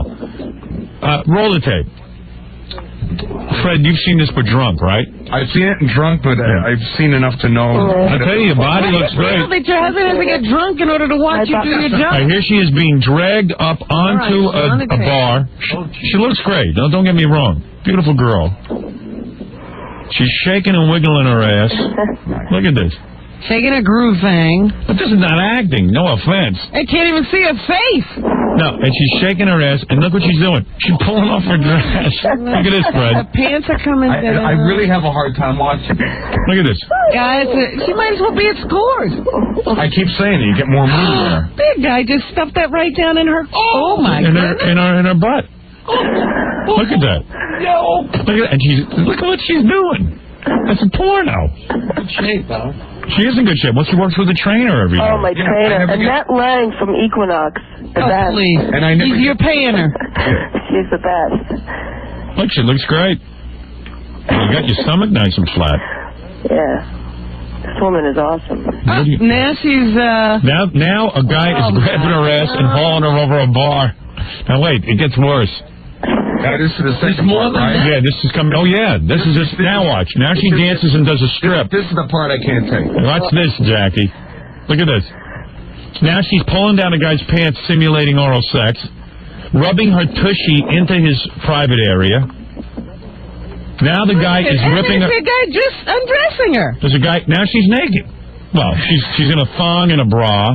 Yeah. And she's tight on. I mean, I actually. Absolutely. So, anyway, so when you walk down the street and stuff, do people like kiss you and stuff? Hey, Debbie, Dad? In New York City, I'm anonymous. Right. But I live in Vermont. Oh, I see. Everyone knows you there? Everybody knows me there. And you know what's surprising is that what happens in the street is the same thing that's happened in the mail. Right. 95% of the people who come up to me are sympathetic. Really? Absolutely. Country's gone mad. Women aren't approaching you. No, you know, I was out to dinner. Took my kids. I have two kids. Ralph started from the second marriage. From my second marriage, 3 and 4 year old kids. Yeah. And we went out for pizza the other night. And after we have our pizza, you know, we're putting our coats on in the. Now who paid for the pizza? Yeah, the kids paid. Actually, the kids paid for the pizza. Excellent. Yeah, smart. Well, I get Social Security survivor benefits. So you went out for pizza? We went out for pizza. I'm putting my kids' coats on in the entryway to the restaurant. This woman, very attractive young lady, walks out from the bar. Punches you in the balls. Right? What happened? She must have had one too many to drink, but she put her arms around me. She told me she never met a celebrity before. Oh, God. This world's gone nuts. Meanwhile, I left the restaurant. I said to my 4-year-old son, Zach, do you know who that lady was? I think Ralph's dad abandoned him, and he was going nuts because he had to put makeup on the deadbeat dad. And Ralph was like, personal I don't watch the deadbeat dad. So Gary said, just shut up and put some makeup on the deadbeat dad. Just do it. Just go in there and put some makeup. Yeah, evidently he had a whole bunch of issues. So what about your old What happened with your dad? Didn't he abandon you or something? I didn't even ask him if he wanted makeup. Really? Did you put makeup on the deadbeat dad? No. You didn't want to? No, we did meet. No. I'm already good looking, Howard. You didn't need it? Yeah, you can't improve on that. Ralph has did you have an issue with your father or something? Well, I mean, I don't want to get into that, but I know a lot of guys. What's your issue, man? Your daddy didn't pay child support? Did your daddy pay child support? If I was a dad, I wouldn't. If I was Ralph's dad, I wouldn't pay. When you took him to court every 2 minutes. Yeah. And it's like a guy like this, he doesn't want to pay. You got to keep dragging him to court. I mean, there's a list of guys like this. Oh. And then the other guys who hide all their money. You know people like that who divorce and they hide their money. Listen, you're a man. Do you think all the men in America can be awful evil people? No, I don't. But I think you're pretty evil. Well, listen, I think I did some evil things, but I don't think that makes me an evil person. Well, what are you doing here? What am I doing here? He's repairing his image. No, I'm trying to launch, Howard, I'm trying to launch a radio career. You better watch that. Is that what it is? Is that right? Absolutely. We got to take a break. We'll be right back. WAQX Manly Syracuse. Now, let's return to the Howard Stern Show on 95X. Yeah, let me see. Some lady wants to yell at you. Now here comes an angry woman who want to kick you in the nuts. Hey, Francine, you're on the air. Hi, Howard. This is a real pleasure. And this show that you have is very important this morning. It is?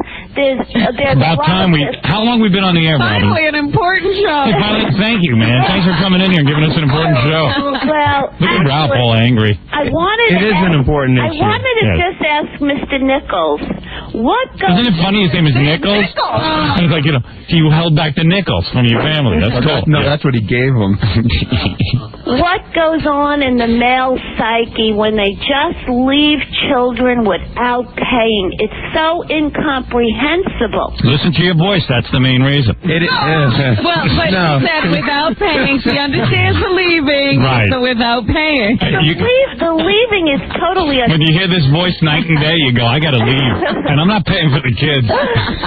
It is totally incomprehensible. I look back and say to myself, how could I have done the things that I did to my own children? Right. I've never stopped loving them.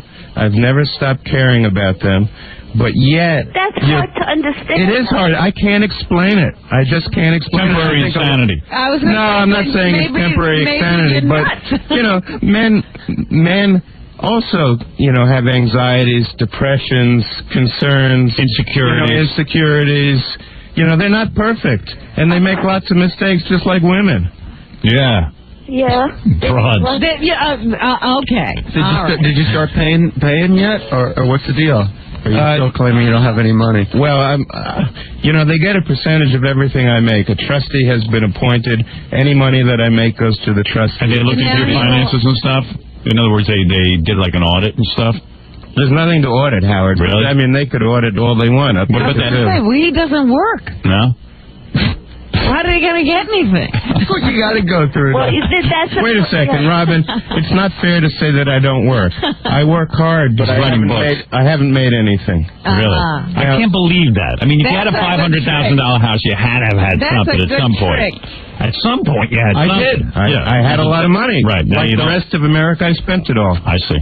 Is that unusual? Yeah. Yes, it is. When you have children, you don't think about putting some away for them or making sure that they won't go hungry. You're talking to the wrong person, Robin. I'm an economist. Most of America is deep in debt.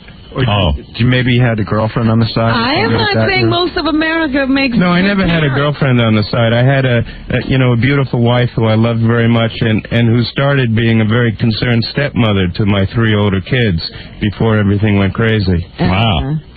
Hey, it's coming into a real downer, man. It's a deadbeat dad. Yeah, well, what do you expect? Deadbeat dad. Thought it was going to be an up-and guy. Look at Ralph, man. Ralph's all crumpled up in the corner. No, what is Ralph's issue? He's not your father. Yeah, what happened? Yeah, what do you want from I just don't like people like this who Did your dad leave you? Do you see your daddy? Do you see your dad? When's the last time you saw your dad? Check this out. Go ahead. One time when you were talking about Ralph's dad, right? His dad called here. Oh. Now, I don't know how long it's been, but Ralph was like, F him, and I said, don't you want the number? Ralph took the number, threw it in the garbage. I don't want to talk to that a-hole. Wow. Screw him. Really? What did he ever do for us? It was weird. It's not weird. I just don't want to have... I don't have anything to do with them. I can understand how Ralph feels. My 3 kids, I'm sure, despise me. You're admitting... I was going to say, they must despise me. You're admitting to it. You're at least saying... I don't know how... I don't know how I can ever make this up to my kids, but I'd like to try. Right. Are they talking to you now? No, they're not. They're not.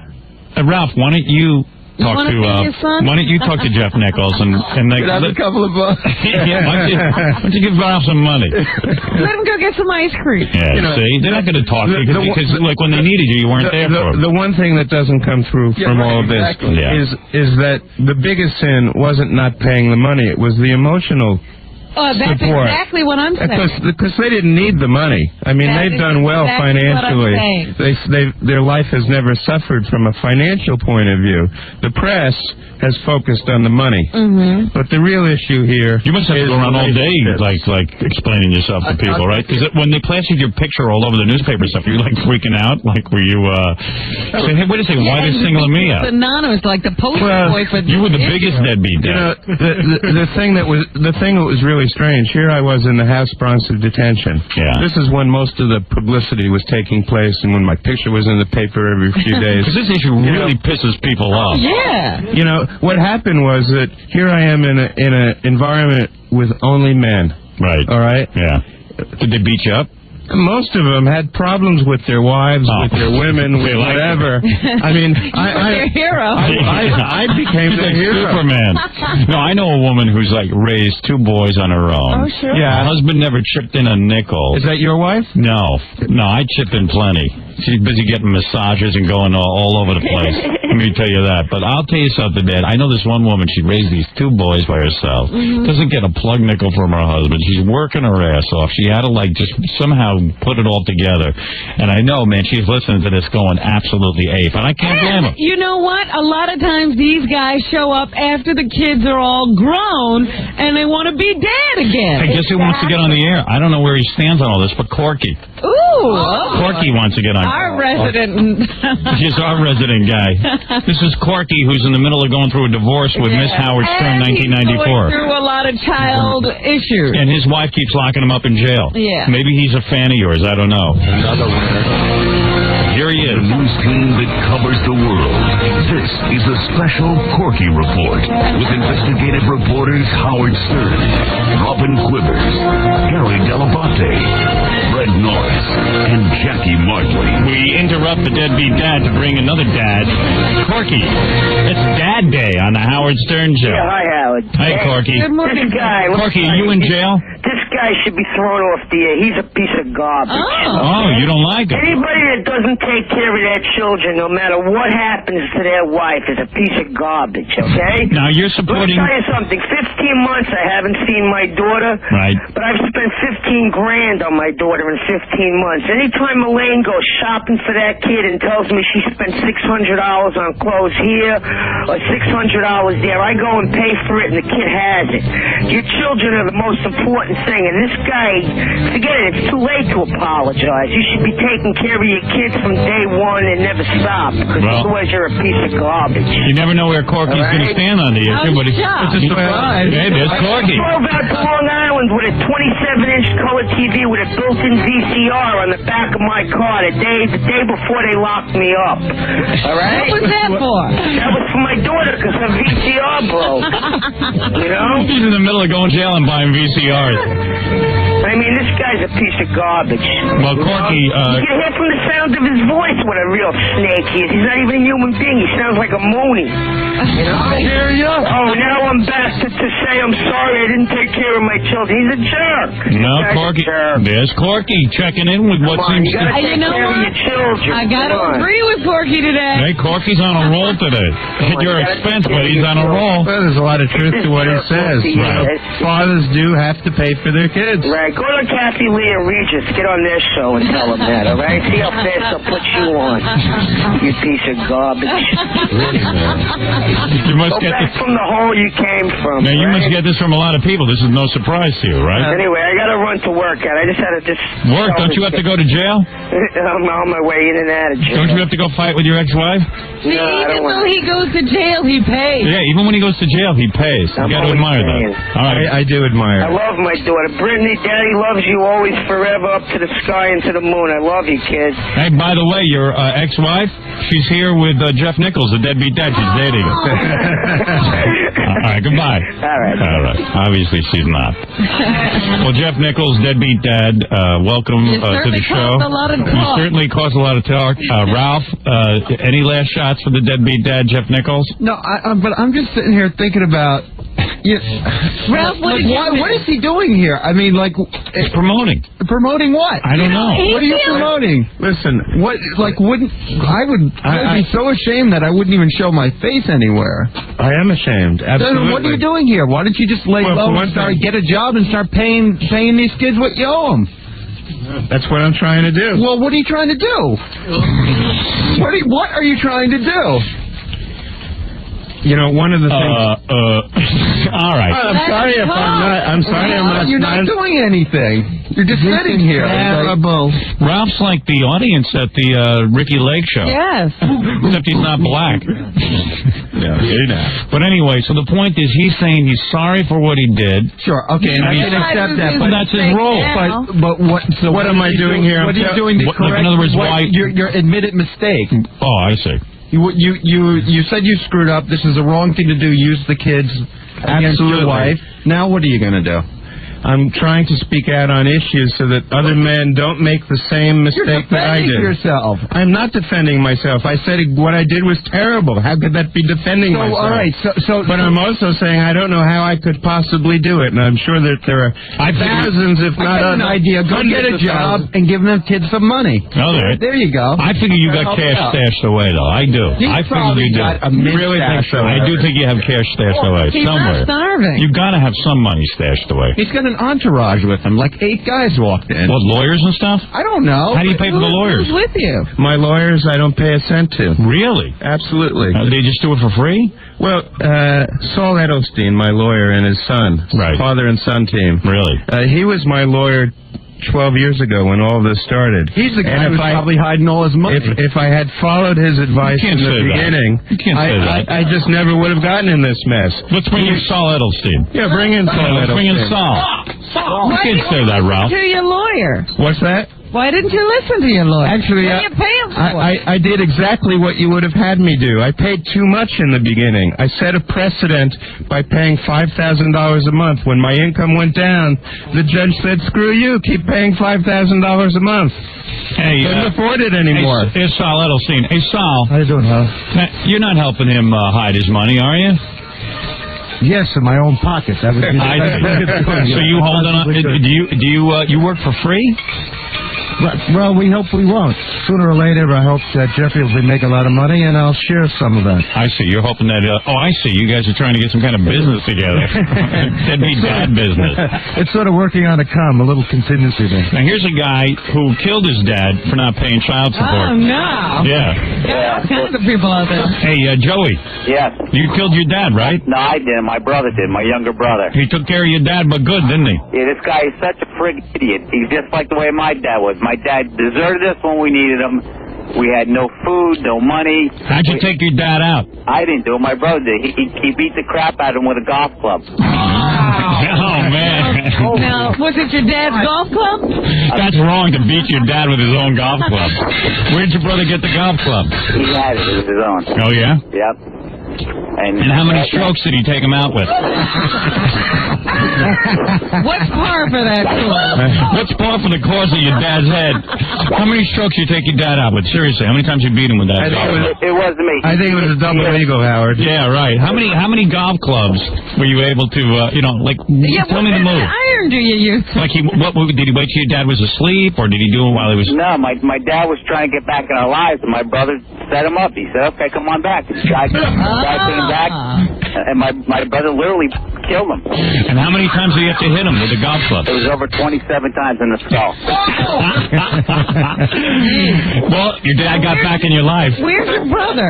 He's in jail, Rollway State Prison. Wow. Hey, let's give a shout out to your brother. He's probably listening. Hey, maybe we could play a request. He's got any tunes he likes? Jailhouse Rock. Jailhouse Rock? Oh, no. Hey, Howard, this guy killed his second wife too, right? Oh. No, he didn't kill her. Yeah, he didn't. No, she died. She died from some disease. Yeah, she died from cancer. Yeah. Hey, lucky for your father, your brother didn't bowl. Imagine taking him out with a bowling ball. So you haven't been paid yet as a lawyer. So you think the deadbeat dad really doesn't have any money? He certainly wouldn't be sitting in a can for about 3 or 4 months if he had any money. Really? That goes without saying. I heard that he sat in the can rather than pay the money. That's what I heard. No one does that in the Bronx House of Detention. Really? Just don't sit there. Is that right? In fact, you can't. Absolutely right. All right. Well, anyway, listen. Well, who took care of his kids while he was sitting in jail? Who? The deadbeat dad? Yeah. He had other kids. Who took care of them? I don't know. The first wife. Third wife. Who cares? No, thank God I have some wonderful friends in Vermont. I see. You know, who are like family to me and who have the kids love and adore, and they were very happy there. No. Well, there you have the story. I always worry about your children. I think you should. I do. Someone better. I have to worry about them. Are you nervous that your kids might beat you with a golf club over the head? I say that's a sign you shouldn't reconcile. Rob, you wouldn't beat your dad with a golf club, would you? I think he's thinking about it. He would. The thought had crossed my mind when I was younger. Really? You know, I think that what this points out is that there's just... But I'm not. How many years did your brother get for doing that? He's life. He's been in jail for 3 years already. Oh, you're kidding. Does he think that it was a bad move now to beat Dad to death? Not at all. He's God. very proud of it. He has no remorse whatsoever. He's happy. He's very happy. He doesn't care that he's got to spend his life in jail. It was worth it. I think this whole thing underlines a real problem. You better be nervous, man, Jeff. You better be nervous. Well, I'm not nervous. I'll tell you right now, there's no way his kids take him back. There's no way. No, listen, they probably won't. But I got hundreds of letters from fathers across America whose kids wouldn't talk to them for a year or 10 years, and every one of them said eventually the kids wanted to have a relationship with their dads again. I say outlaw golf. Yeah, I tell you, wait for them to call you. All I know is I'm throwing my clubs out. So when your brother did it, where did he get the golf clubs? It was his own golf club. He had it. And he drove How old was he? 18 years old. No kidding. Too bad he got life. I know. Yeah. You know, Howard. He deserved it. My dad deserved it. Really? And when you go to visit him in jail, he goes, "Hey, man, I got no problem being here." His life is hell right now, but he thinks it's worth it. Yeah? He said it's easier in jail than it was the way we grew up.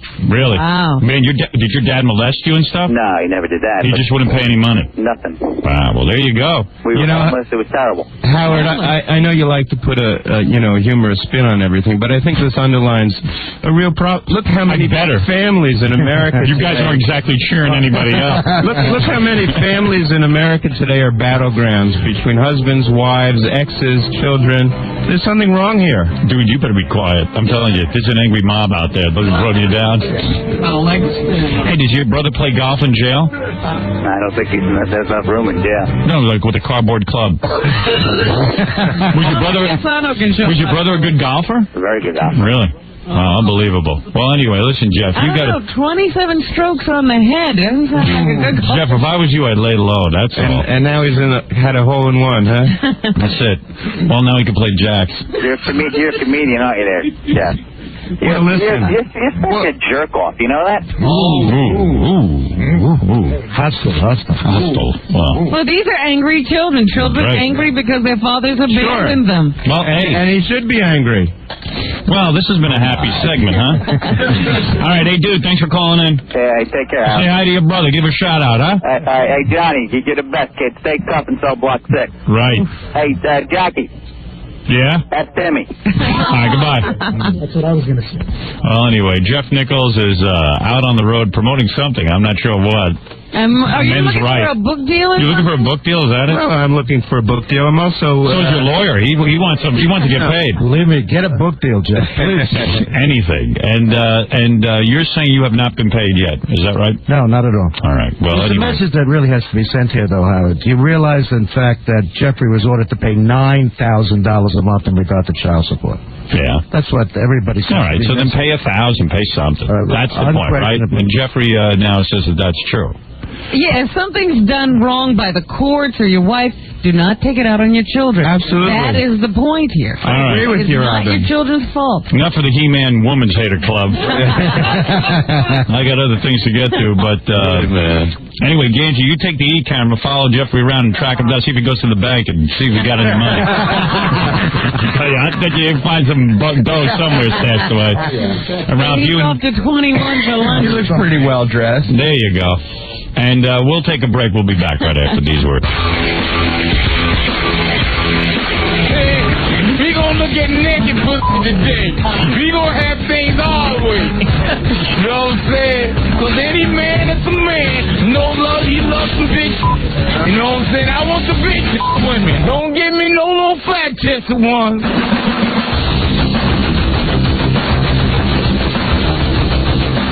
Robin, what's in the news? Well, you know, there were some big stories this weekend eclipsing the Super Bowl.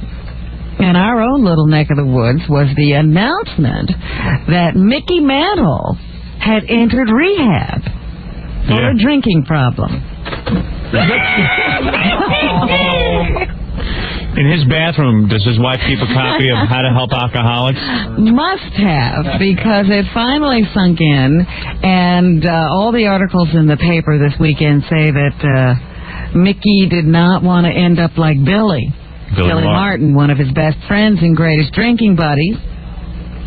He noticed, even after Billy Martin was told that he had liver damage as a result of drinking, he considered that a red badge of courage and continued to drink. He was smart because he died in a car accident anyway. Mickey, yeah, but he was drinking then too. Mickey was told that he's probably got some liver damage now, and he's the only man in his family to live as long as he has. Right. Because every male in his family has died at a young age. They've died in their 40s, and he's made it past that. So now I guess he's going to try to hang on a little longer. In fact, he's even saying if he had known that he was going to live this long, he would have taken better care of himself.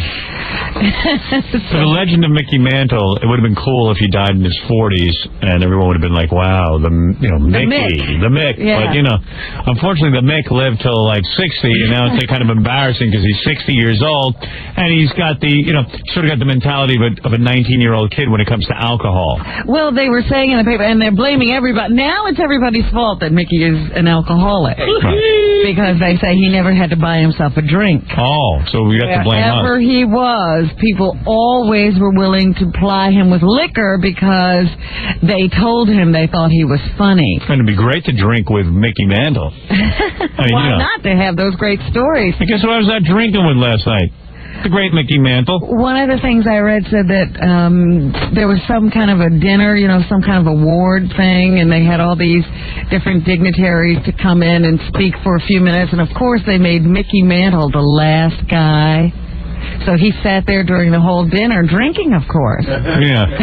By the time he gives a speech. So he was always forgiven. Right. Too. Instead of being written up as an obnoxious drunk, people just kept their mouths shut and let it go on. Right. Everybody was, what do they call that? Everyone was facilitating his drinking. Yeah. Enabler, yeah. Enabling. Oh, Jackie knows all the words. Why are we asking each other?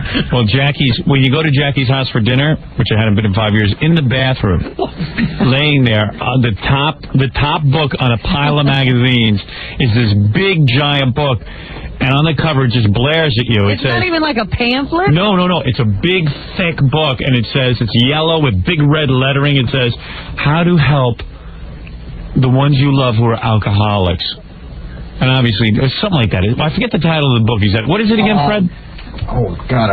Gary knew the name. How to release people you know from alcohol and other drugs. How to release people you love. People you love. Yeah, release them? Yeah. How to free. How to free people you love from alcohol and other drugs.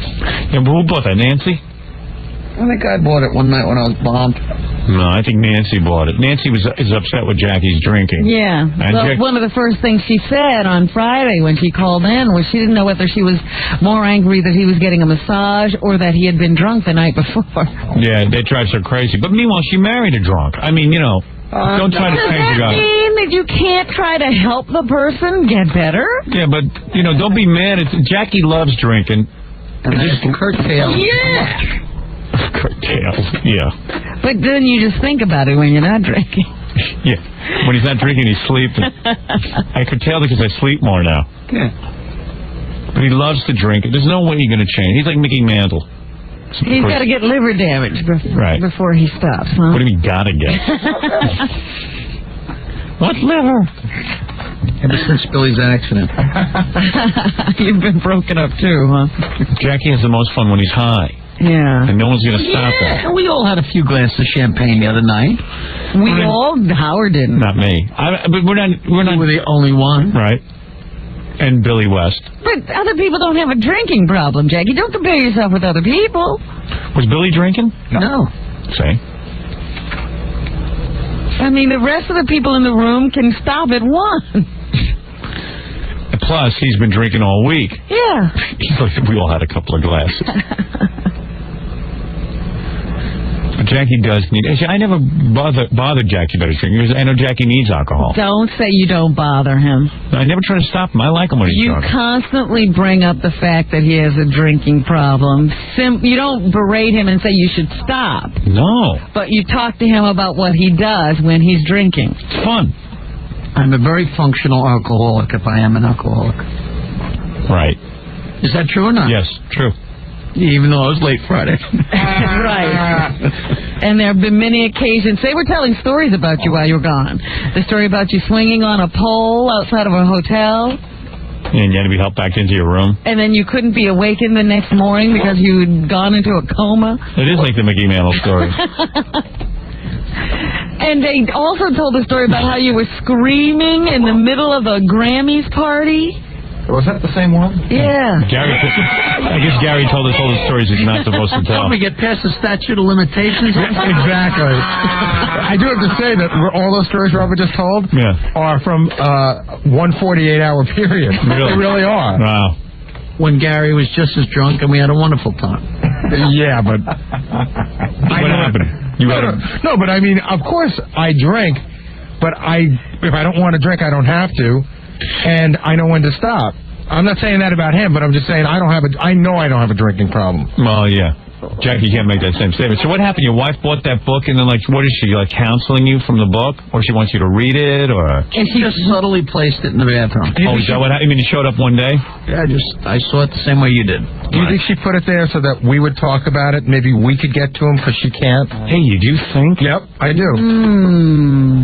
Because, I mean, the book was... Because it all of a sudden... What is this? Donnie, you love What do they call that when you... Look at you, fatso. I'm in perfect shape. You got a stupid ass. You're going to talk that I got a problem. You can't walk past a piece of chocolate without eating. Yeah, but I'll lose this weight and you'll still be drinking. I got my weight under control and you don't. That remains to be seen as well. You lose your weight, you still got the choppers. My choppers aren't killing me. They're killing me. Next game. All right. Oh, boy. Hey, Jackie, so what happened? Like one day, how many years ago did your wife buy that book, or was that a recent development? It looked yellowed. No, that was a yellow cover. What was it? How long ago was that? I really don't know. I think it's been lying around the house for a while. And it was, like, really weird. Like, you walk into the bathroom, and there it is. Like, how to help the one you... And everyone knows Jackie has a drinking problem. And, like, you know, why would you put that book on top? For guests. Yeah, for guests. I mean... Ooh, cheery. I'm thinking about it. Cheery. I think I actually bought that book. And why did you buy it? So I could laugh at it. To prop up a table leg.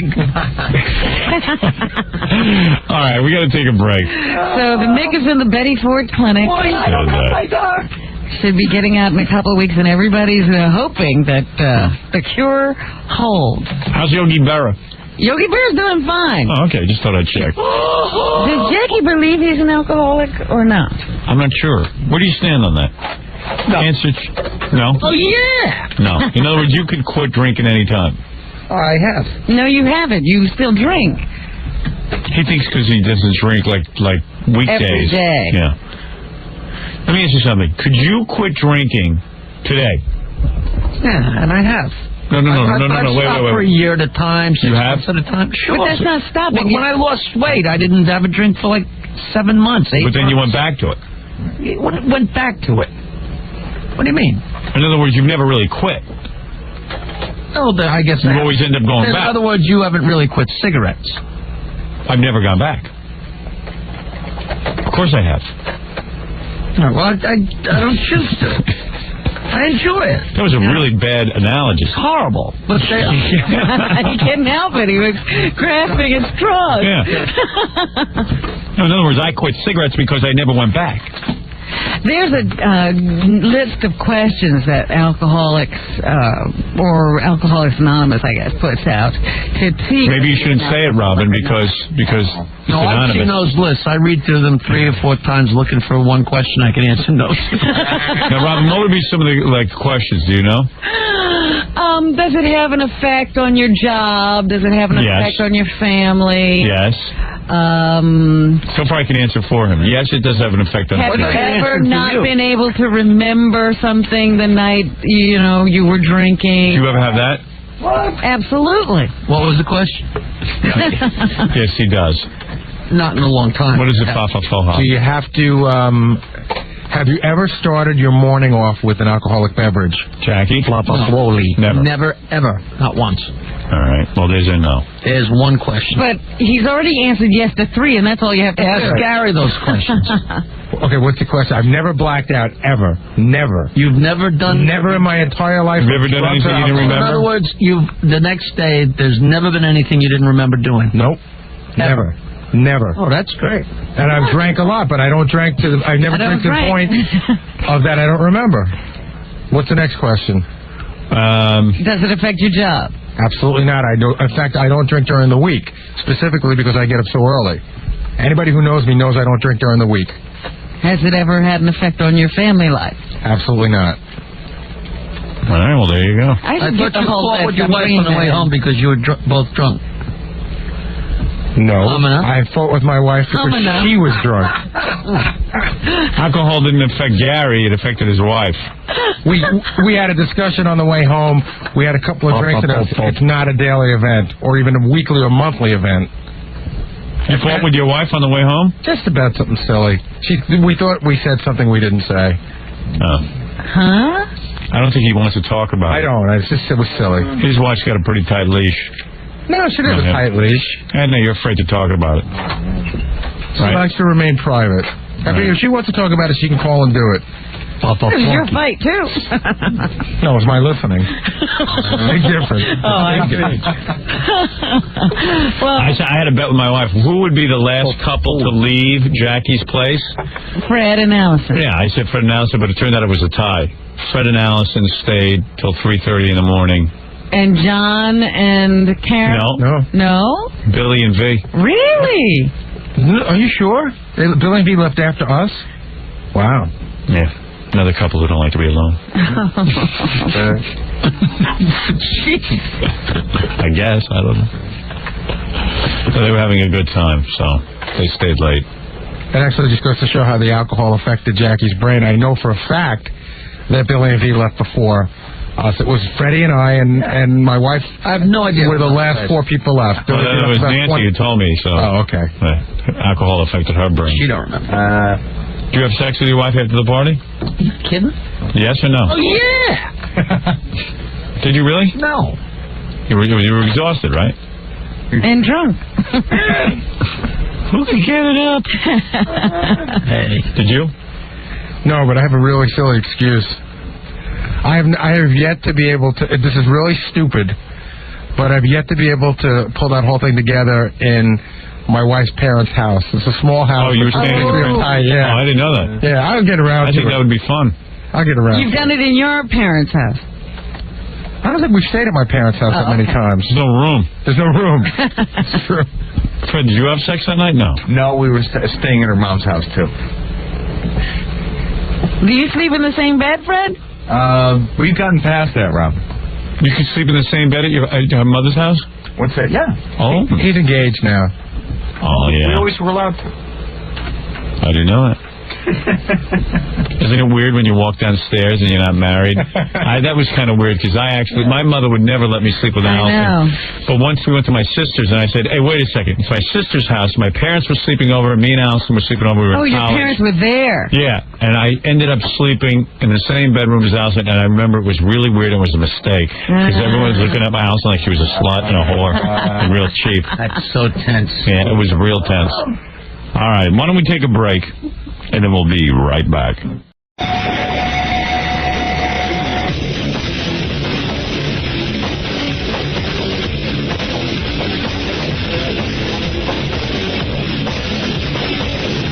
now. Good morning, everybody.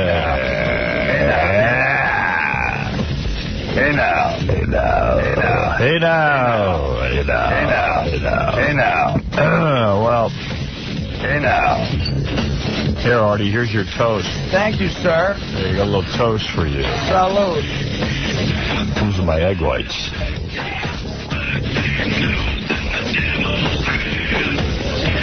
Hey, what's happening, everybody? Friday, and I mean, thank God it's Friday. Like never before. These weeks are exhausting. Yep. They really are. It's hard in the summer, man. It is so hard. Yeah. Trying to go to bed when it's light out. You hear people outside talking. Yeah, I had to resort to my tape last night, or my DVD of... Really? What's her name? That chick. Tara Patrick? Yeah, Tara Patrick. Tara? Tara and what's the other chick's name? Savannah, yeah. Man, what's with me? My mind is going. How do you forget Tara and Savannah? I don't know. I felt like a real heel after I finished. Why? No, Beth wasn't home last. Whenever she's not home, I go right to the porno. So now you're feeling guilty about that? No, it's just weird. It's like, you know what, I can't go a night without pleasuring myself? Well, yeah. I like it. I was all excited. I was like dancing around the apartment, ready to, you know. Like you had a new date. Like I had a date. And I get into the bed. Freshen yourself up. And I always have it on pause, so I take up wherever I left off. Are you serious? Yeah. Well, why is that so strange? You have a special DVD player just for porn? In my bedroom, yeah. I do.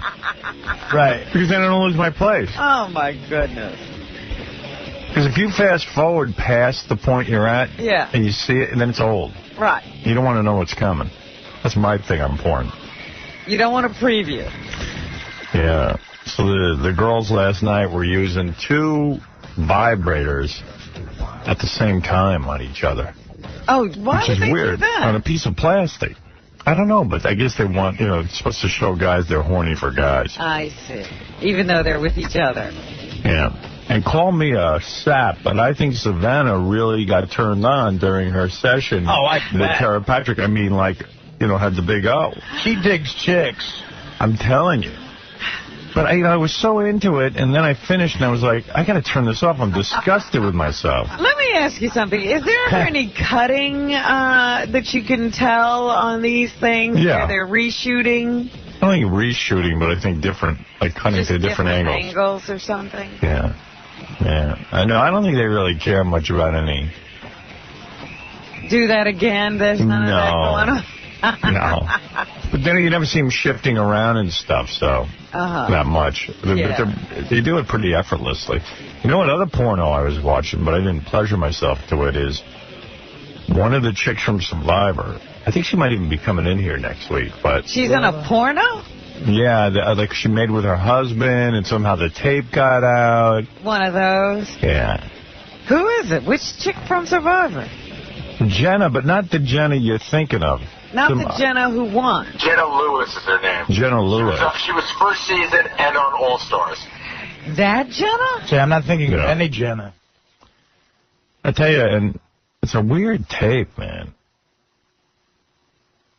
And I think they're out promoting it. They're like embracing it. And they're, they're claiming, well, if we don't embrace it, then it's going to be out there anyway, and we won't make any money. Right. Who stole their tape? I'm just starting to think people are releasing these things, yeah. Because I'm like, who stole their tape? Who was in their house and got their safe deposit box? Yeah, I'm not buying this. Everyone's stealing everyone's tapes. What did you think of the tape, like from a sex point of view? Well, from a clarity point of view, for a home taping thing, it was pretty good, actually. Which also leads me to believe that they're sort of, I mean, it was very good. Well lit? Yeah. Well lit. When she's doing things that, to the guy, her hair's pushed to the correct side so you can see everything. Yeah, but, again, if you were making a home video, I know if I was with a chick, I'd insist on that. I'd be aware of it. I'd be aware where the camera is and being able to see stuff. But it's a little too good. Also, they're not in the business. Yeah, and I mean, they're saying certain things. They're getting into the business. He's like all shaved, it's like... Yeah, they were prepared. Yeah. This is not just a couple having sex. He was wearing makeup. Yeah. Well, I don't know. And then, like, her boobs aren't that good. They were a little disappointing. What are they, like fried eggs or something? Yeah. They're real. They're real. Yeah, it's they're not bad real. No, but there's I know what he's saying. They're not great. They have a certain sag to them that's not good. They're not good. It wasn't a good sag. Yeah, and her ass is a little, not her ass so much, but like, you know what I'm talking about? Like the, under the ass? Yeah. It's a little weak over there. She could use a couple of squats in the You gym. mean that's falling too? I can't even just, it's not a bad body. I don't know. There's something. I know exactly what you're saying. Yeah. Her body's not bad. I've seen her in clothes, you know, I've met her in person. She looks great, but there's something about her that's not right. Yeah. See, but Gary makes a good point. They're not, her boobs aren't the fake airbrushed ones where you're just looking at and stuff magazines. Well, yeah, and you know what? I'm all for fake. You know what it is that her lower body is too big. It makes her chest look small. Exactly. She's out of proportion or something? Yeah, she needs implants to make her whole thing look right. Or she needs to get on the squat rack. Right. Somebody should have told her this before she decided to shoot. Yeah, get on the squat. You're not kidding. But I mean, she's pretty good in terms of she seems up for almost anything. Yeah, I don't know. I guess. Yeah. You didn't find it erotic? No, not for me. I was seeing a little too much husband ass. Yeah, exactly. And Now, wiener. this is the guy she just married. Yeah, the guy's in shape, though, and it's like a little annoying. Yeah, but there's one part, you know, the camera's in one place, so they're moving around. And there's one part where he moves around, and his, like, dog ass is right in the camera. Yeah, and it's like, I don't want to see, and it's for a real long time. The hell with him. Yeah, and, you know, you see everything. No. You know, they should have edited that out. Not good. Yeah, it's had a big porno night. When Beth was, I went out to dinner with